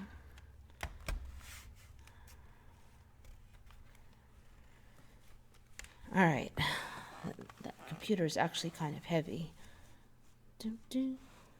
Fix my hair. All right, we'll go back to the main thing now. Okay, so that's why it's freaked me out because that weird streak of black on the head of the one behind me also filled in more recently. So basically, the other thing is his mouth is open weird now too. That thing is always changing. So it was totally plain, then just the head, then slowly I've been watching it change. And the other birds on this panel have been slowly changing too. So it's a huge ME for me because for a long time it was just his pink head. Flips me out. So yeah, the Mandarin duck one, maybe because it kind of flips me out, I didn't want to talk about it. But these things are very new for me. So for me, they've been around a long time, but they're more extreme. Anyways, it took me an hour to say it, but there you go.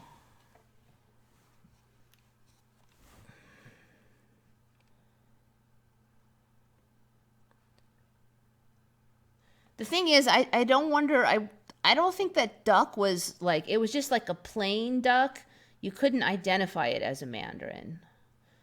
It could be any old duck before, but now it's obviously a Mandarin because it's got those winglet thingies. The thing is, the winglet thingies are still pretty white. I'm waiting for them to turn tan colored. The skull flowers. Yes, I've seen the skull flowers. Those are kind of an older one. We were talking about those a couple years ago. There's so many weird flowers now. Skull flowers, demon-looking flowers. I actually was trying to get a hold of some of these skull flowers there. So these are natural like this. There's pods. I was trying to get a hold of these to sell. I haven't been able to get them yet. Dragon skull.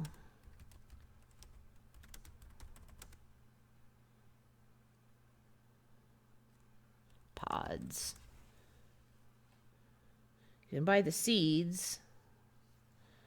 Snapdragon skull. Let's see if somebody has them on Etsy.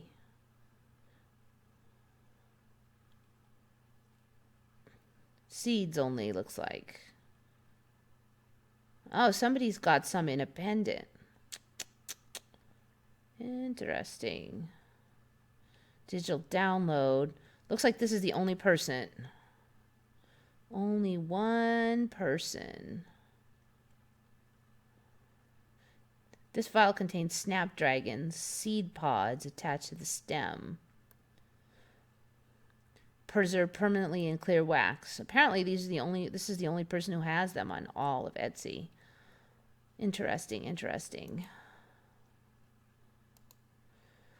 Anyways, yeah, there's a lot of then they have ones that look like little naked men flowers too. I can find that.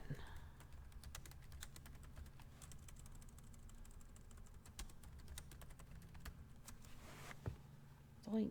Oh, okay, there's monkey ones. All right, so there's the naked men ones.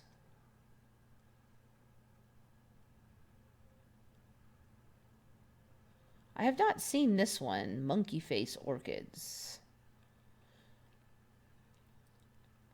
Oh, look, that one looks like Darth Vader. There's just an endless supply of these. Flowers that look like something. Let's see what else we can see. 10 flowers that look like something else. All right, see, there's a little head thing there. I have not seen this one, hammer orchid. I guess it looks like a skull. Not sure what that's supposed to look like. 5-headed dragon. Hanging naked man orchid.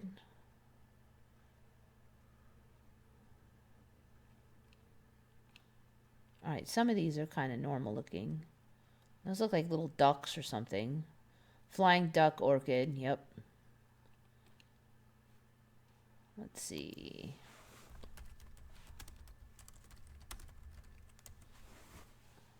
Monkey head flower. Sometimes it's hard to tell if they're fake or not. Okay, those I guess look realistic. Flowers look like animals, people, monkey orchids. Is that one even real? I wonder if that one's real or not. You can't tell anymore.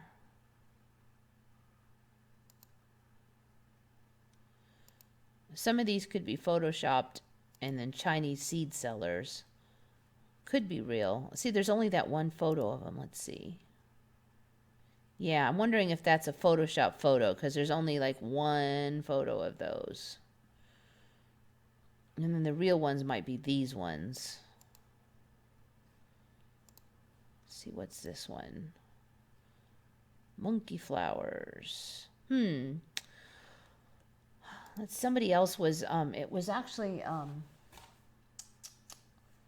KSP Crafter had given me a link to one that looked like a little demon too. I don't remember what the name of it was. Demon head flower. I'll try that one.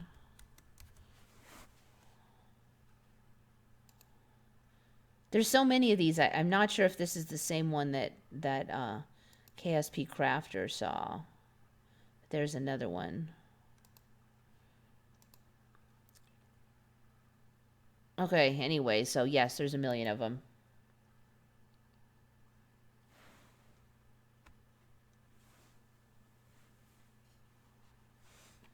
Corpse flower. Let's see what corpse flower. Okay, yeah, corpse flower. That one was that was about 3-4 years ago. They started bragging about that. Opens up, stinks like a dead corpse flower. Kind of showed up out of the woodwork. These things are huge too. And they bloom at night. Yeah, that's another one that I'm really suspicious of.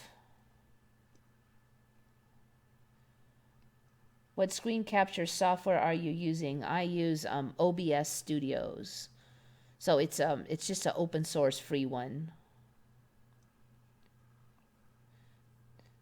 Change your OBS to look at your camera. I don't know how to really use it, so there you go.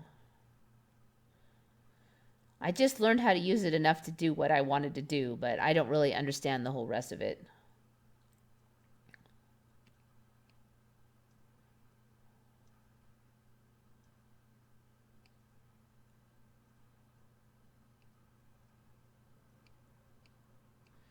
One of the reasons I don't change it is because then I might forget how to change it back. Then I'll speak, especially in the middle of a live stream. All right, what's next on the thing?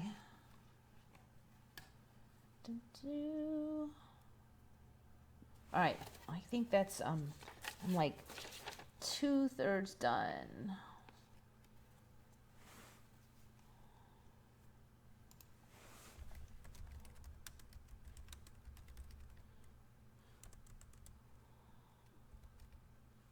Wait.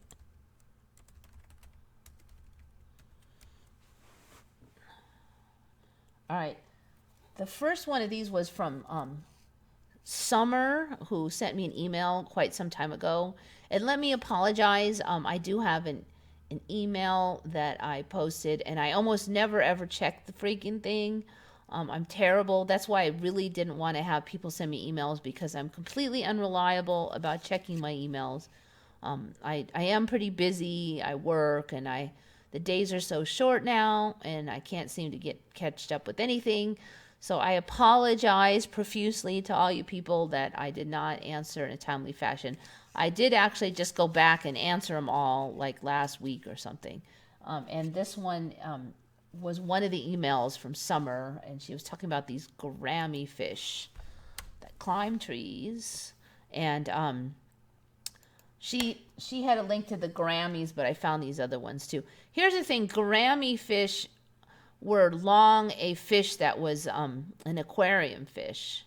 And I did used to keep an aquarium for a long time. And one thing we really had to know was which fish jumped out of the aquarium, because you had to make sure that you had every little hole covered, because if you had just like one little hole, they could pop out, and then you'd come home and there'd be a dead fish laying on your carpet, because they're jumpers. So I knew all the fish that were jumpers, and I made sure not to get them. Grammy fish, can you imagine the hassle if you had fish that actually climbed out?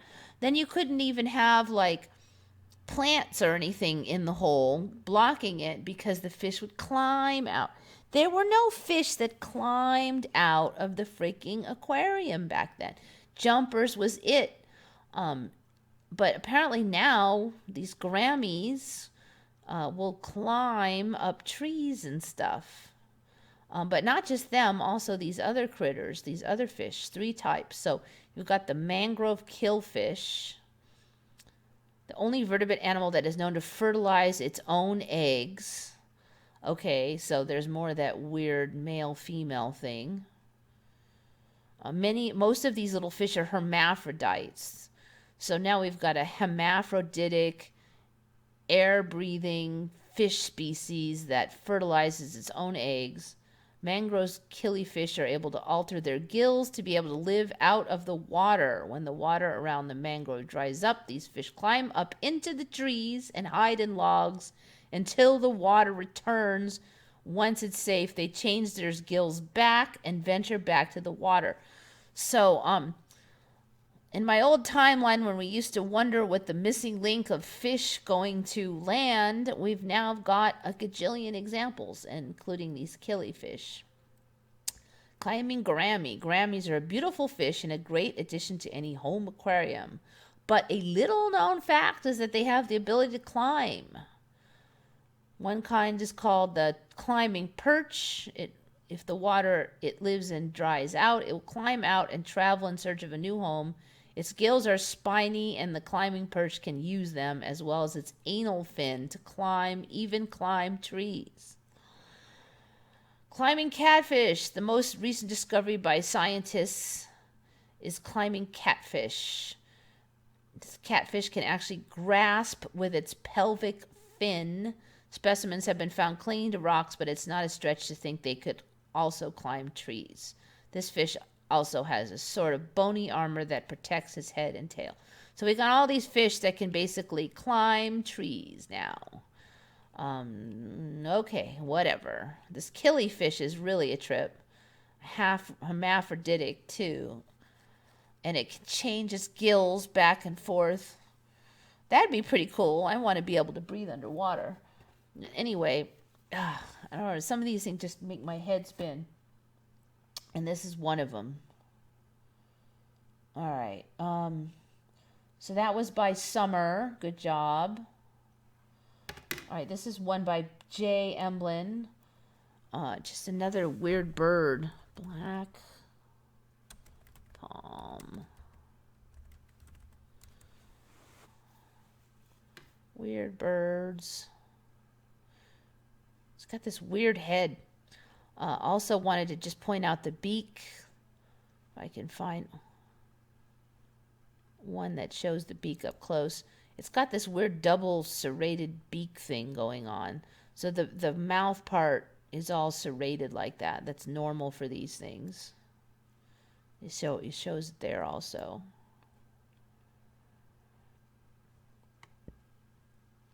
In my old timeline, the beaks were just beak shaped, but I mean, there's all kind of weird.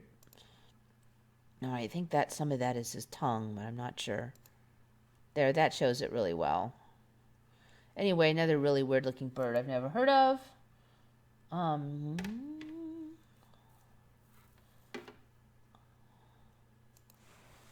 right, I've been talking about the long neck thing.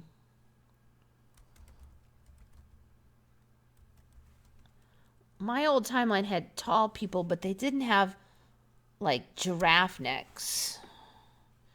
But in this timeline, people have really long necks, some of them. And this is an example. This is Robert Bob Rocksky, apparently some famously tall dude. Look at the neck, though. That's what's kind of tripping me out. There was also another missing person thing I saw recently. This woman was supposedly missing, and she had this huge long neck. I have just never seen that until recently. That just does not look right to me. The neck is just not right. And they're saying that this guy does not appear to have any genetic anomalies. He's just naturally tall, is the current opinion of scientists. That it is not like a hormonal problem or anything. He's just really tall. But it is not, I mean, my old timeline had tall people, but they did not have like this super long neck thing. That's just tripping me out with the neck.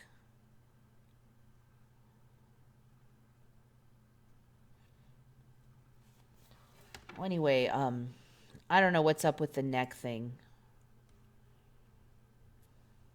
Because they got that Marfan syndrome where people get long necks, but this guy doesn't have Marfan, so don't know. All right, this one. Oh no, that was from Devore Schwartz. I'm sorry. Can't read my writing again. Devore Schwartz found the tall neck dude. All right, this next one is J. Emblin, and that is fake sunrise. Now, I've heard of the sun pillars. I'll show you sun pillar, just in case you don't. I have never seen one. These showed up a year or two ago. All right, so more weird lighting effects. I think it had to do with the ice crystals or something. That's the usual spiel. So as the sun sets, it appears to make this pillar. So that's sun pillar. So that one's been around a few years, but apparently it's been upped a notch, and now we have fake sunrises. So apparently the light can be channeled from behind the earth to make it look like the sun has risen, and it hasn't. So it's like a fake sunrise. So you see the sunrise, fall sunrise in Alaska. So you think you see the sun, but it's really not there. It's still behind the earth is the story. Can usually spot a fake sunrise, which is a weather-created optical illusion caused by the frigid Arctic air bending the sun's light. This is a fairly common event at certain times of the year. Barrow, Alaska is one of the northernmost cities on the planet. So hopefully you didn't miss anything, but it looks like OBS Studios lost connection. Interesting. I thought they were going to describe what makes it obviously fake. All All right, anyway, so we have fake sunrises now. I'm wondering if the nighttime is basically getting whittled away because we've got there's been a lot of reports of weird extra lights in the middle of the night in different colors, weird glows. Um, we've also just got that the night sky is a lot brighter than it ever was. The moon is a ton brighter. So the whole nighttime is brighter. Now we've got these fake sunrises. The stars seem a lot less. The clouds glow a lot now at night. You got the noctilucent clouds. It just seems like the whole darkness is getting kind of whittled away. It's just less and less dark. You know, when the moon was not showing up every night anymore, I thought we would have these pitch black nights for so many nights. So I was kind of bummed about that because for a while it was so dark at night. The moon wasn't up half the time. But now with the light skies and everything, I guess that was the reason the moon had to go because it wasn't needed. I don't know. I'm just kind of blathering now. All right. This one is from AH.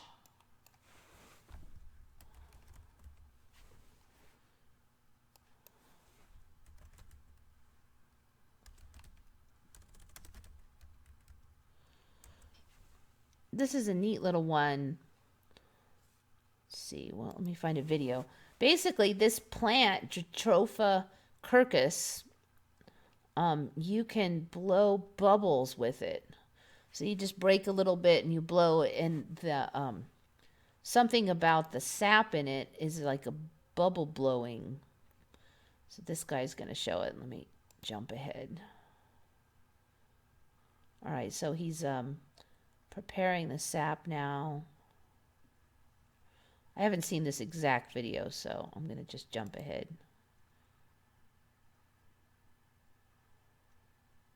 All right, so he makes little ones.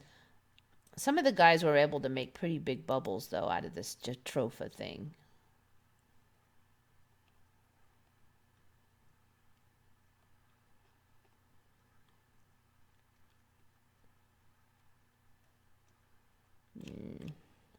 There was one that had really big bubbles out of it, but basically it's a little bubble machine. Bubbles. I do not recall there being a plant. Okay, here. I think I saw this one also. Yap, yap, yap. Breaks it. I think he made pretty good bubbles. Yep. There we go. Pretty cool. So we have a bubble plant now. Tuba plant or Jatropha curcus. All right, let's get to the main story of the thumbnail. Rainbow swamps.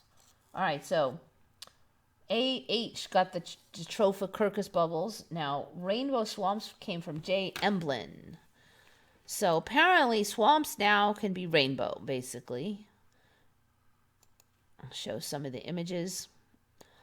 So they're saying like plants in the swamp let off oils and the sun reflects the oily surface and makes rainbows.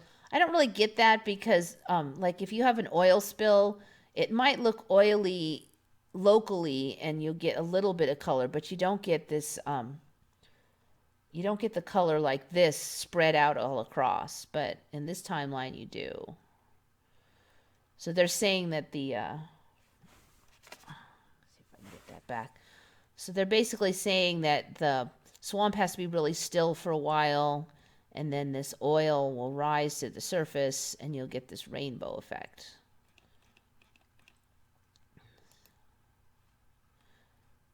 Why these rainbow swamps have candy-colored hues.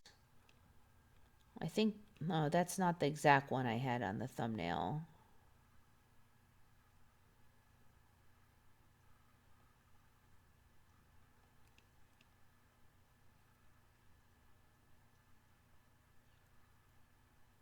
The rainbow sheens found as a thin film on top of pooled water in swamps and marshes are the result of natural oils released by decaying vegetation or the biological processes of anaerobic bacteria reducing iron in soil. All right, so there's a whole bunch of possible mechanisms. Now it's starting to make sense.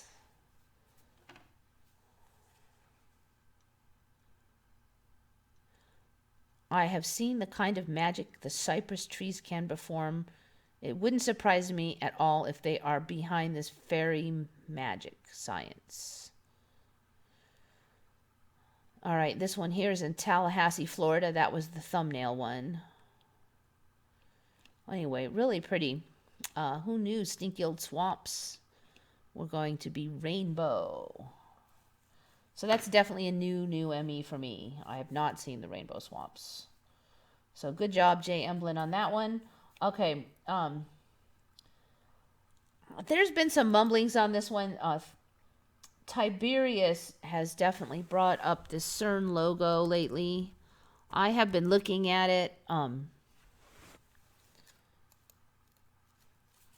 I do think it has changed. Mandela Effects kept saying that this constantly changes. The CERN logo, I remember there being 3 circles, and I don't remember there being so many opposite. There was all of this. The spins were going one way except for one, but now we have this one and this one going the other way. And I remember there being 3 circles for a while. It seems like we're missing a circle. All right, so what Tiberius was saying is he remembers there were 3 6s, but now there are 5 6s. That could be. This one's kind of confusing me, but I do remember there being another circle in there. Anyway, I do think that this has changed, and it's complicated enough that it's hard to track the change. So, I don't know. Anyways, I do think that one's hard to track because it's just a little bit too complicated to really memorize. All right, so that one was from Tiberius. Good find.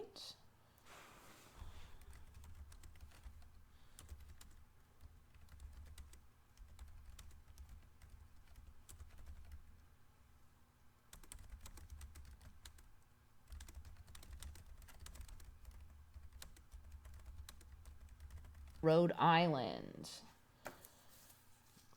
And this one is from Thomas Larson, another channel commenter. Good find.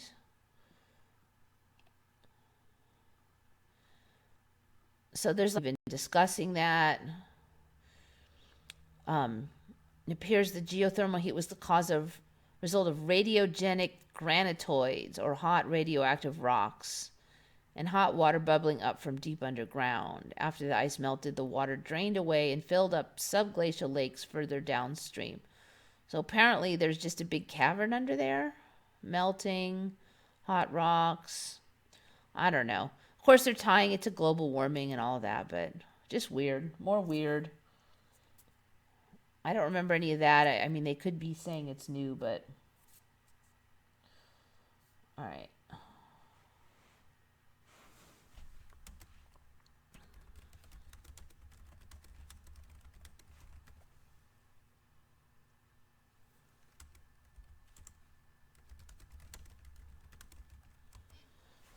This one I've been looking into for a while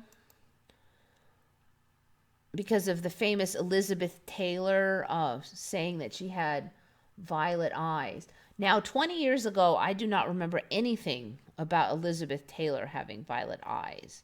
But for the last 10 years, there has been this rumor that she had violet eyes. And then other people were like, no, it's just a trick of the lighting. One of the reasons I'm suspicious is because they used to say that people with hazel eyes could not have their eyes change color. It was impossible to have your eyes change color. Now in this time, they're saying that eyes do often change color as you age, and now it is accepted that it's common. And in my old timeline, it never happened. And I was curious about that in part because I have hazel eyes, so I always wondered if my eyes could change. And the answer was always, no, they can't change. And about 10 years ago, I noticed that they were changing colors. They're getting less brown and they're getting more greenish. And there was a lot of brown in the center of my eye, and that's just been slowly fading out. And so I thought that was really a trip because everybody knew eye color can't change, yet there it was. But in this timeline, it's no big whoop. It happens all the time. Okay, so then I really looked into that Elizabeth Taylor lavender eyes thing, and it was just inconclusive. I mean, some people said they saw him lavender, others said it was trick of the light, but that storyline was the storyline they used to say for hazel eyes too. So also, I had not heard of this thing until recently, and this one is by Bill Bird. Good find, Bill Bird. He came up with this purple eyes thing and linked this. All right, so apparently in this timeline, there's this story.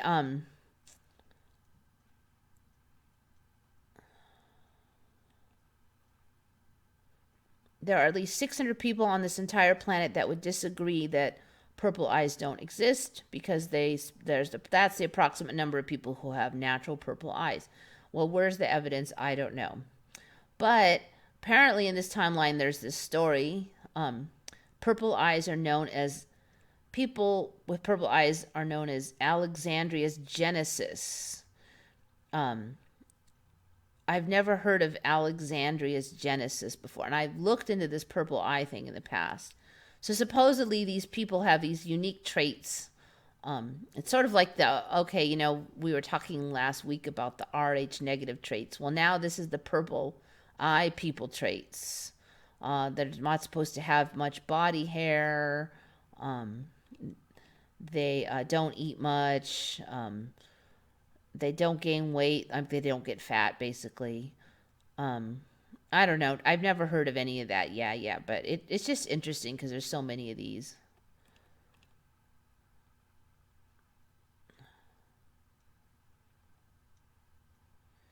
Alexandria Augustine lived up to 100 years, which is where the long life expectancy myth came from. I mean, here they're saying it's a myth, but... So they're saying people with albinism, so basically albinos, can have purple eyes. I've never heard of any albinos having purple eyes. It was always red eyes. Red. Now, these ones here, these are probably Photoshopped, these images, so don't get too crazy with them. But if you have purple eyes and no other medical conditions, consider yourself blessed. You can use makeup to enhance your gift. One final belief is some people with purple eyes may actually have blue eyes that appear purple under certain lighting conditions due to the mixture of red blood vessels and blue color.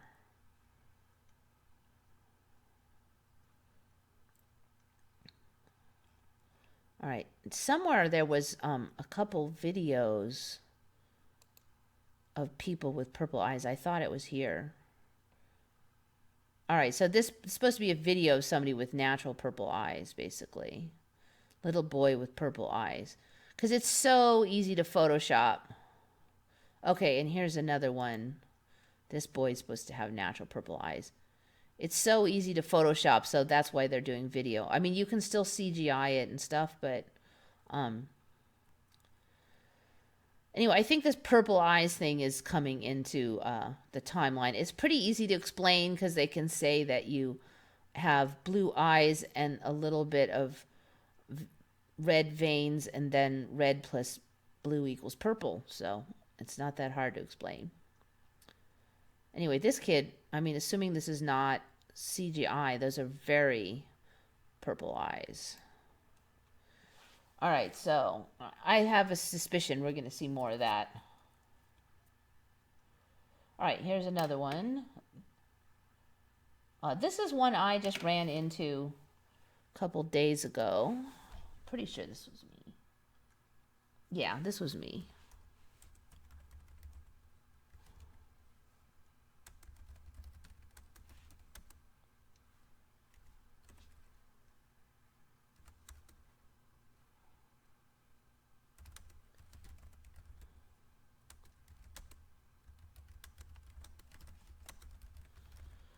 Now, I don't know if you remember back in the 80s when HIV was a big deal and it was a death sentence and everybody was going to die. And then they came up with a better medicine, so most people didn't. And then there was this rumor that some few super rare people seemed to be immune from HIV. And there was only like 2 or 3 of them. And then it was highly disputed because it was thought that they probably still have it hiding in their bone marrow somewhere. And a lot of people are saying it's impossible, nobody's immune, blah, blah, blah. And there was a lot of people infected by that time. So you would kind of start to notice that some people didn't get sick. But apparently now the story is 10% of Europeans are safe from HIV infection. 10% have this natural immunity. And that 10% is a huge high number from what I remember. They're saying that that HIV has a similar mode of attack as some of the old plagues that swept Europe. And so people who survived the plagues were genetically more likely to have a immunity to those plagues, and also they have the immunity to the HIV. That's the storyline. And it goes into all the technicalities here with the mutation and stuff. But basically 10% is, I call hogwash on that. At least it wasn't in my old timeline. There was no 10% of people, Europeans or any other, that were safe from HIV. There just wasn't. I mean, there was just those 2 or 3 people, and even that was heavily disputed. It was not 10%. So I call All right, I'm going to catch up on what you guys are talking about here real quick.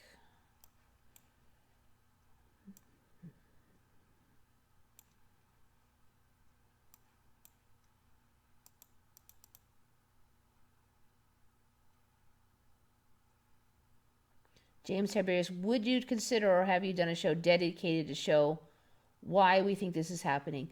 I wouldn't do a whole show on it because I think I don't know, and I throw out some theories, but I don't know. I really don't know. I mean, I tend to, I think I could say the whole thing in 5 minutes, and I think I already have a bunch of time, so I just think it would be redundant. And I'm not going to go up there and go, I know why it's happening. I don't know. I mean, I have my theories that it might be some kind of natural evolution thing. And I don't think that that's necessarily contradicting the Bible. I do think people are getting sorted according to their nature. And I think people will end up in the timeline that fits their nature. So, it may even be a lot like attracts like. I think we may end up in a timeline that is that we naturally fit in. So if you're, like, say you're a bad, evil person, then I think you'll go to a bad, evil timeline with a bunch of other bad, evil people. And that is basically going to be a lot like hell, wouldn't it? That's my theory. I can't swear to it. I've got no evidence for it. So yeah, some kind of Bible, end times, evolution, timelines thing. That would be my favorite current theory, unless something else comes up to change my mind. So there you go. 5 minutes, I'm done. Ducks with chicken feet. Yeah, I think I covered that like a few times ago. Skunks doing handstands. Yes, I agree that is new for me. But skunks used to just have the one freaking stripe down the middle, and now almost no skunks have that. Another thing where the timeline is really kind of mocking. The one stripe of the skunk was just like such an absolutely iconic symbol back then, and now never even existed. When I was young, there was pretty much only 1, maybe 2 types of animal. Each animal, now there's too many. Yeah, too many species. There's a million species of skunk. There's a million species of everything now. They're all splitting. Giraffes, there was just 1 giraffe before. Now they've got all these different giraffes with all these different colors.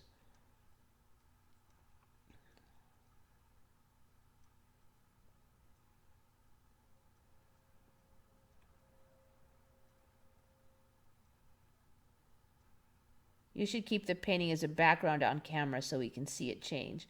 You know, I've got like kind of a amalgam of images I thought might change that I have at the end of my regular videos. You can check that one out. Statue of Liberty, stuff like that.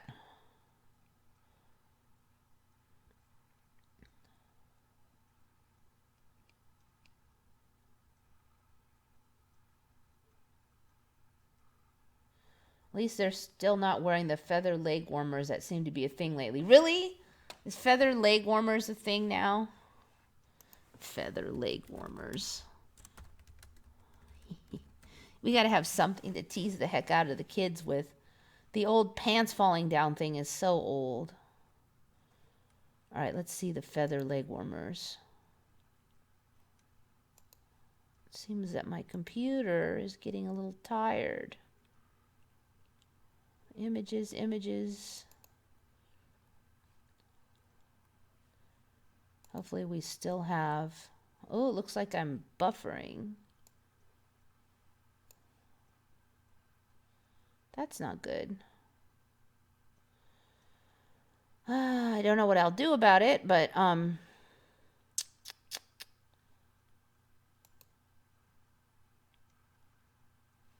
me just see what my internet looks like. It says I'm connected.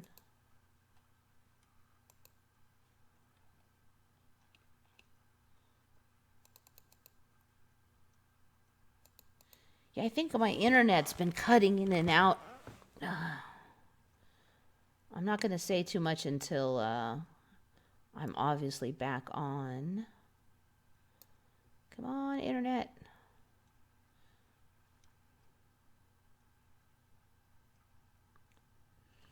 All right, I'm going to read the rest of the stuff while this is incubating.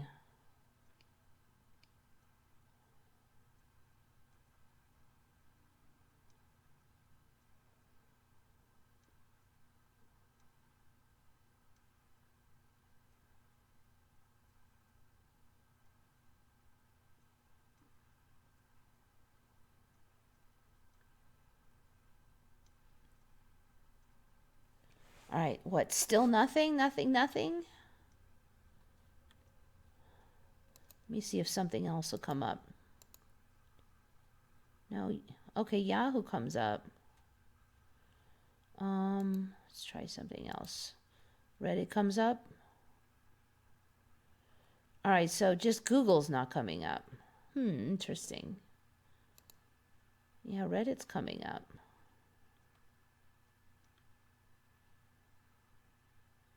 California officially becomes first in nation mandating solar power for new homes. I have no knowledge of that. Are you serious? Homes built in 2020 or later to be solar powered. Huh, how come I never even hear stuff and it's already a law?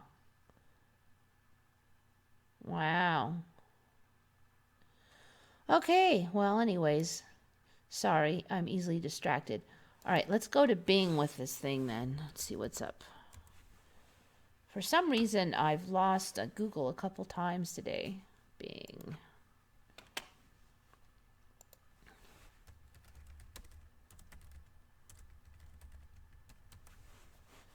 All right.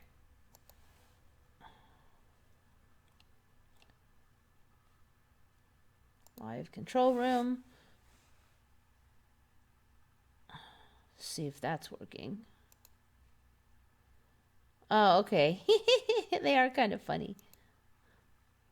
It must be getting late. I'm getting distracted. Okay, so I remember the furry ones. I think that's kind of a retro thing. I remember there being like furry ones of those before, so it's feathers now.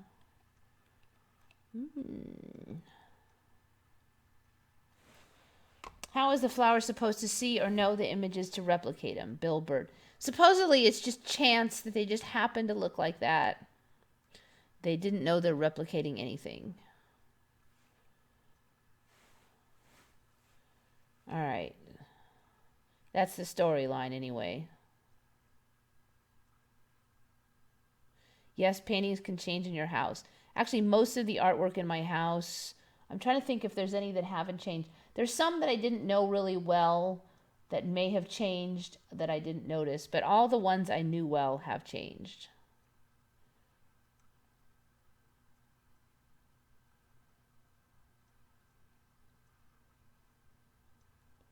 Remember when there are stories of animals predicting or sensing earthquakes? Now the rhetoric have changed to be just a kind of legend. Yeah, it was somewhat accepted. Scientists were just starting to study it, but it really wasn't on the official yes list. But that was where I was last I checked on the animals, and that was quite some time ago. I hope you guys are getting this because it's not really even telling me what my stream status is on here.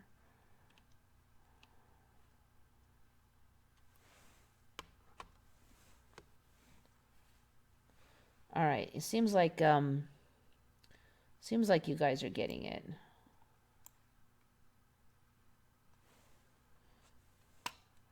All right, going back to those.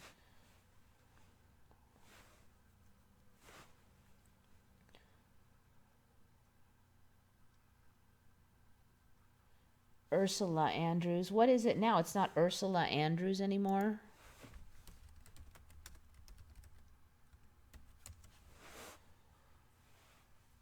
Oh, Ursula Andress? Yeah, I remember Ursula Andrews. Interesting. It seems like names are getting weirder and weirder. Yeah, it was Ursula Andrews.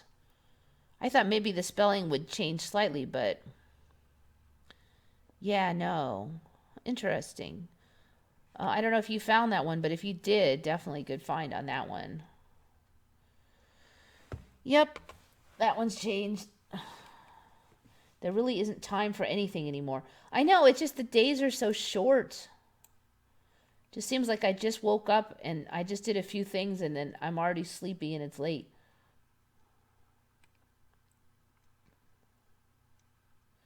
There's a video of New York City in 1907 in HD. Yeah. Yeah, those videos.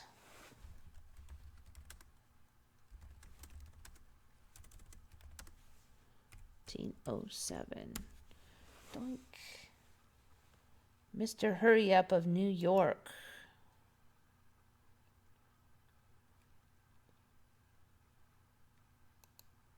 All right, I don't think this is the HD one.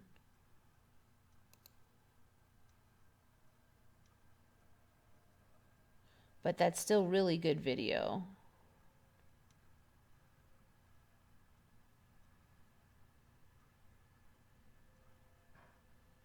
It looks like it's a tooth issue. All right, a trip through New York City, speed corrected with added something. With added sound. I don't have the sound turned on for you guys, so you probably won't hear that, but wow. Okay, that's 1911. Look at the quality on that. It looks weirdly fake, too, though.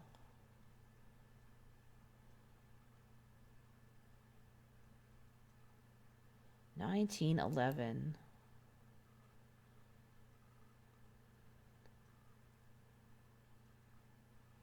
I've never seen carriages, like horse-drawn carriages, looking that crisp before. Just never have. So they're saying it's only speed corrected, I think. Old film of New York. Print has survived in mint condition, slowed down footage to a natural rate, and added in sound. This film was taken by Swedish company Svenska Biograf-Teatern on a trip to America. Yeah, look at that. Just, Just wrong.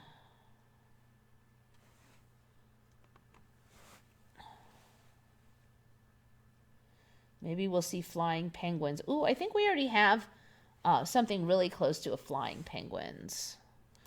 I think you're behind the storyline on that one. I saw this before. They look just like penguins and they do fly. And the story is that they're related to penguins. All right, apparently there was a flying penguins hoax.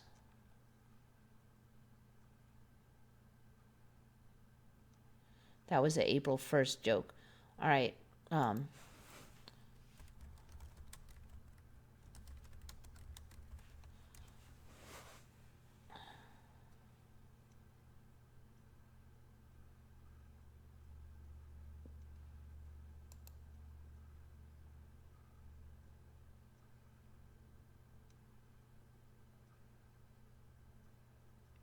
I'm sure that I saw recently, it looked a lot like a penguin, but it could fly. And they were saying that um, it did not evolve to be a land dweller, but it looked a lot like penguins.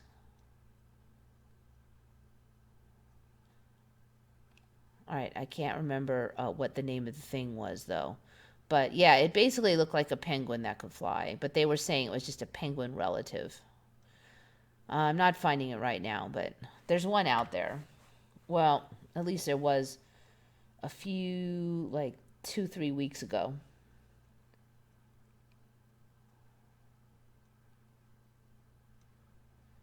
I found an article that mentioned the gold dome on the Taj Mahal. Yeah, the Taj Mahal is a lot smaller. Uni Mooney covered that one.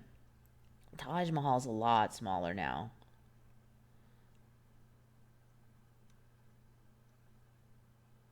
Ooh, this is somehow I got way back there.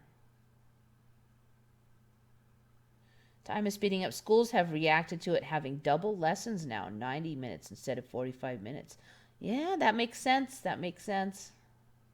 Black chicken with black eggs. Talking about silkies. Yep. Moon changes all the time. Yeah, the shapes and stuff. The orbit.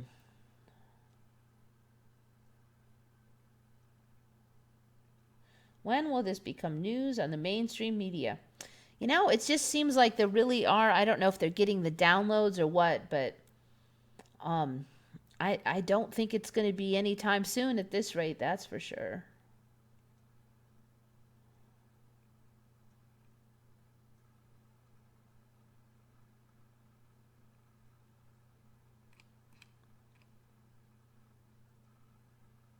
Yeah, eyes didn't change color before. Yep, you remember that. Now it is accepted that they often change color with age, diet, health, all kinds of stuff.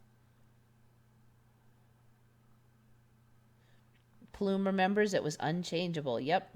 And my eyes had not changed my whole life too until just like the last 10 years. Then it was real slow.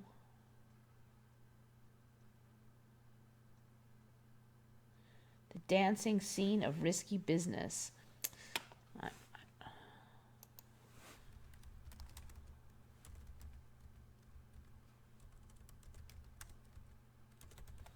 I can't play too much because that's copyright strike material, but let's see.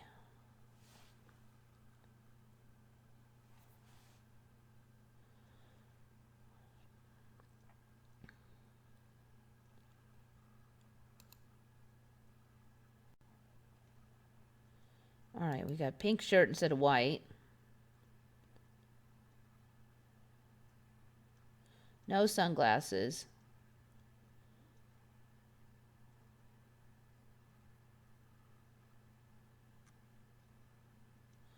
Um, I don't know. It doesn't look like super obviously different for me than last year. You'd have to cue me in. I can't play this whole thing because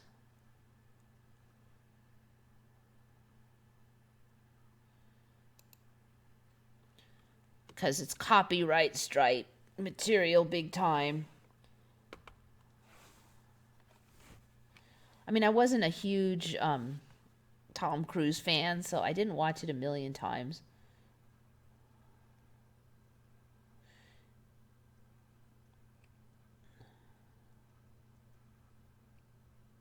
There's also pure black eyes, and they have also a silly explanation. Yeah, last I checked, it was like really, really um, dark brown, so it looked black. But they also have a new illness that they say you don't have pupils. So then, like, you're basically, your whole eye is a pupil, and so then it just looks black. And so supposedly there's that defect that makes you just have black eyes because your whole eye is a pupil. The purple eye shit is obviously Photoshop. Yeah, I don't know. I mean, like, the photos are, that's why I got those videos. I think it's coming, though. I think you'll get it. They're saying it can be from the explanation from it sounds very doable, so it especially makes me think it's coming. Yeah, this show is, I just want to finish all the ones. I'm almost done.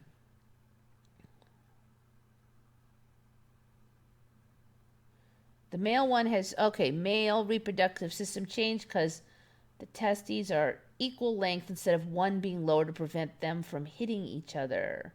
All right, I'll have to take your word for that. I did not know that system well. I am still live. Yay, I am. All right. So, whatever's changed about risky business, let me know. I mean, I know the sunglasses are gone. He used to have a white shirt, and that was like a pretty old ME for. That was brought up. I didn't discover that one, but that one made the rounds. All right, my last one today.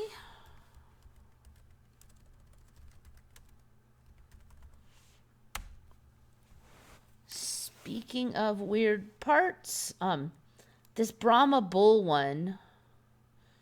Now, supposedly they designed these bulls like 100 years ago. And I just was looking at these a few months ago, and they were not this ridiculous. But I had been mentioning in some of the bulls, I noticed kind of a lump in the front, and cows as well. Look at them now. I mean, this giant hump. What's up with the ears? They're huge. They look like goat ears. And what's this giant flap here? The other thing that actually started me looking at the bulls, here's a side view. This is the man parts coming out way in the middle of the stomach now. This is the most ridiculous looking thing. But all the bulls are like that. When I saw that, I'm like, what is that doing out there? It should be back here. Like horses. They didn't used to come out in the middle of the stomach like that. They pretty much all do that now. Even the regular bulls that aren't Brahmas. So, and I'll tell you, I looked at this a few days ago, and the ears weren't this long. Just a few days ago. This image wasn't here. These guys are really in flux, is all I have to say about these Brahma bulls. Look at that thing. This was not that low even just a few days ago. No. Brahma bulls used to just be extra buffed looking bulls. They didn't look that different from other bulls. They were just bigger, more muscular, and they had a little bit of a hump. They didn't have this. So the storyline with this hump now, it's like a camel hump. Supposedly there's fat and liquid stored in this hump for times when it's dry and there's not food. They store it in these big humps. Look at that thing. That is ridiculous. And it looks like they've got like a weird dress on or something that's all dangly. Anyway, I call baloney on this Brahma business. Ugh, I don't want to look at that one.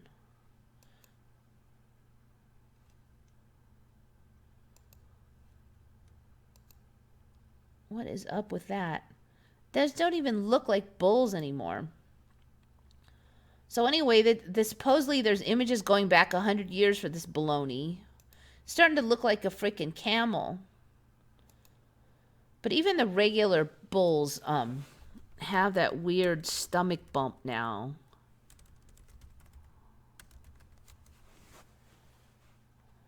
Images.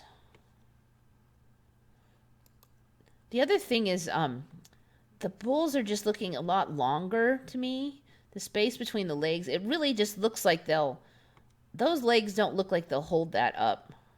I just remember the legs being more like here, not way out here. I think they're just longer animal now. I just remember the legs being more like right there. I just don't remember them this long. It's too long. You can see they got that stomach bump now. All of them have that stomach bump. And sometimes it's, the heck, that can't be real, is it? Okay, that's a statue. Emmy kind of scares me sometimes because you can't tell anymore. You just can't tell if something's real or not. It used to be I'd be like, nope, that's not real. But now you don't know. No matter how stupid it is, it might be real. Ugh, there's another one. What's up with that? Come on, they never had that on the stomach before. It's ridiculous. Anyway, so there's my rant on Brahma bulls. I call bull. These bulls are full of bull. That's all I have to say. Ooh, look at the fuzzy bulls. They've gotten even more fuzzy, Highland cows. Look at, oh, I thought that was the beard for a minute. The beautiful looking, ridiculous, snuffleupagus looking things. All right, anyways, yeah. I have passed 2 hours. Yeah, I'm at 2 hours and 43 minutes. All right, I'm going to just scan through what you guys have had to say, and then I'm going to be signing off. I wonder if pigs will fly. I get that every live stream now, AH. I don't know how, I'm waiting to see how the ME is going to rationalize it. I think that sooner or later we've got to get unicorns and flying pigs. We just have to.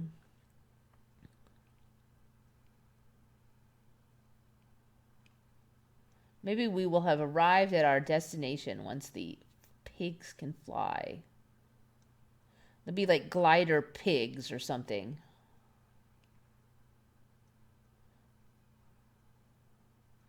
Africa far from Antarctica, but still penguins there. My old timeline, penguins only lived in the snow on the North and South Pole. There were only two kinds. They were both white and black. They had no colors. There was a slight differentiation in the pattern of the black. It was hard to remember which was which. Now there's a gajillion kinds. They're tropical, they're desert dwelling, all kinds of crap.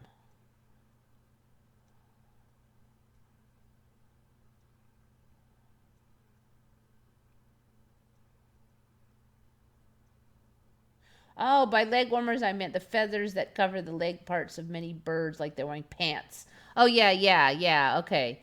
Yeah, the bird legs look like pants now. They did not, in my old timeline, all the bird legs were just scaly all the way up into the body. There was none that wore pants like they almost all of them look like they have pants on. Their legs are a lot more accomplished looking now. Definitely, definitely.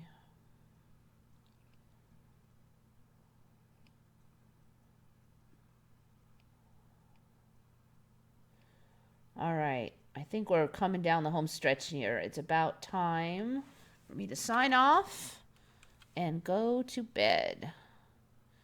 So I do thank you all for coming. Maybe I'll sign it off from over here. I think it's more efficient. One of these days I'll actually know how all this stuff works. All right, so thank you guys. Thank you for coming. I really do appreciate it. And thanks for everybody who gave me so many MEs to discuss. I really do appreciate that. This is Eva signing off for Once Upon a Timeline.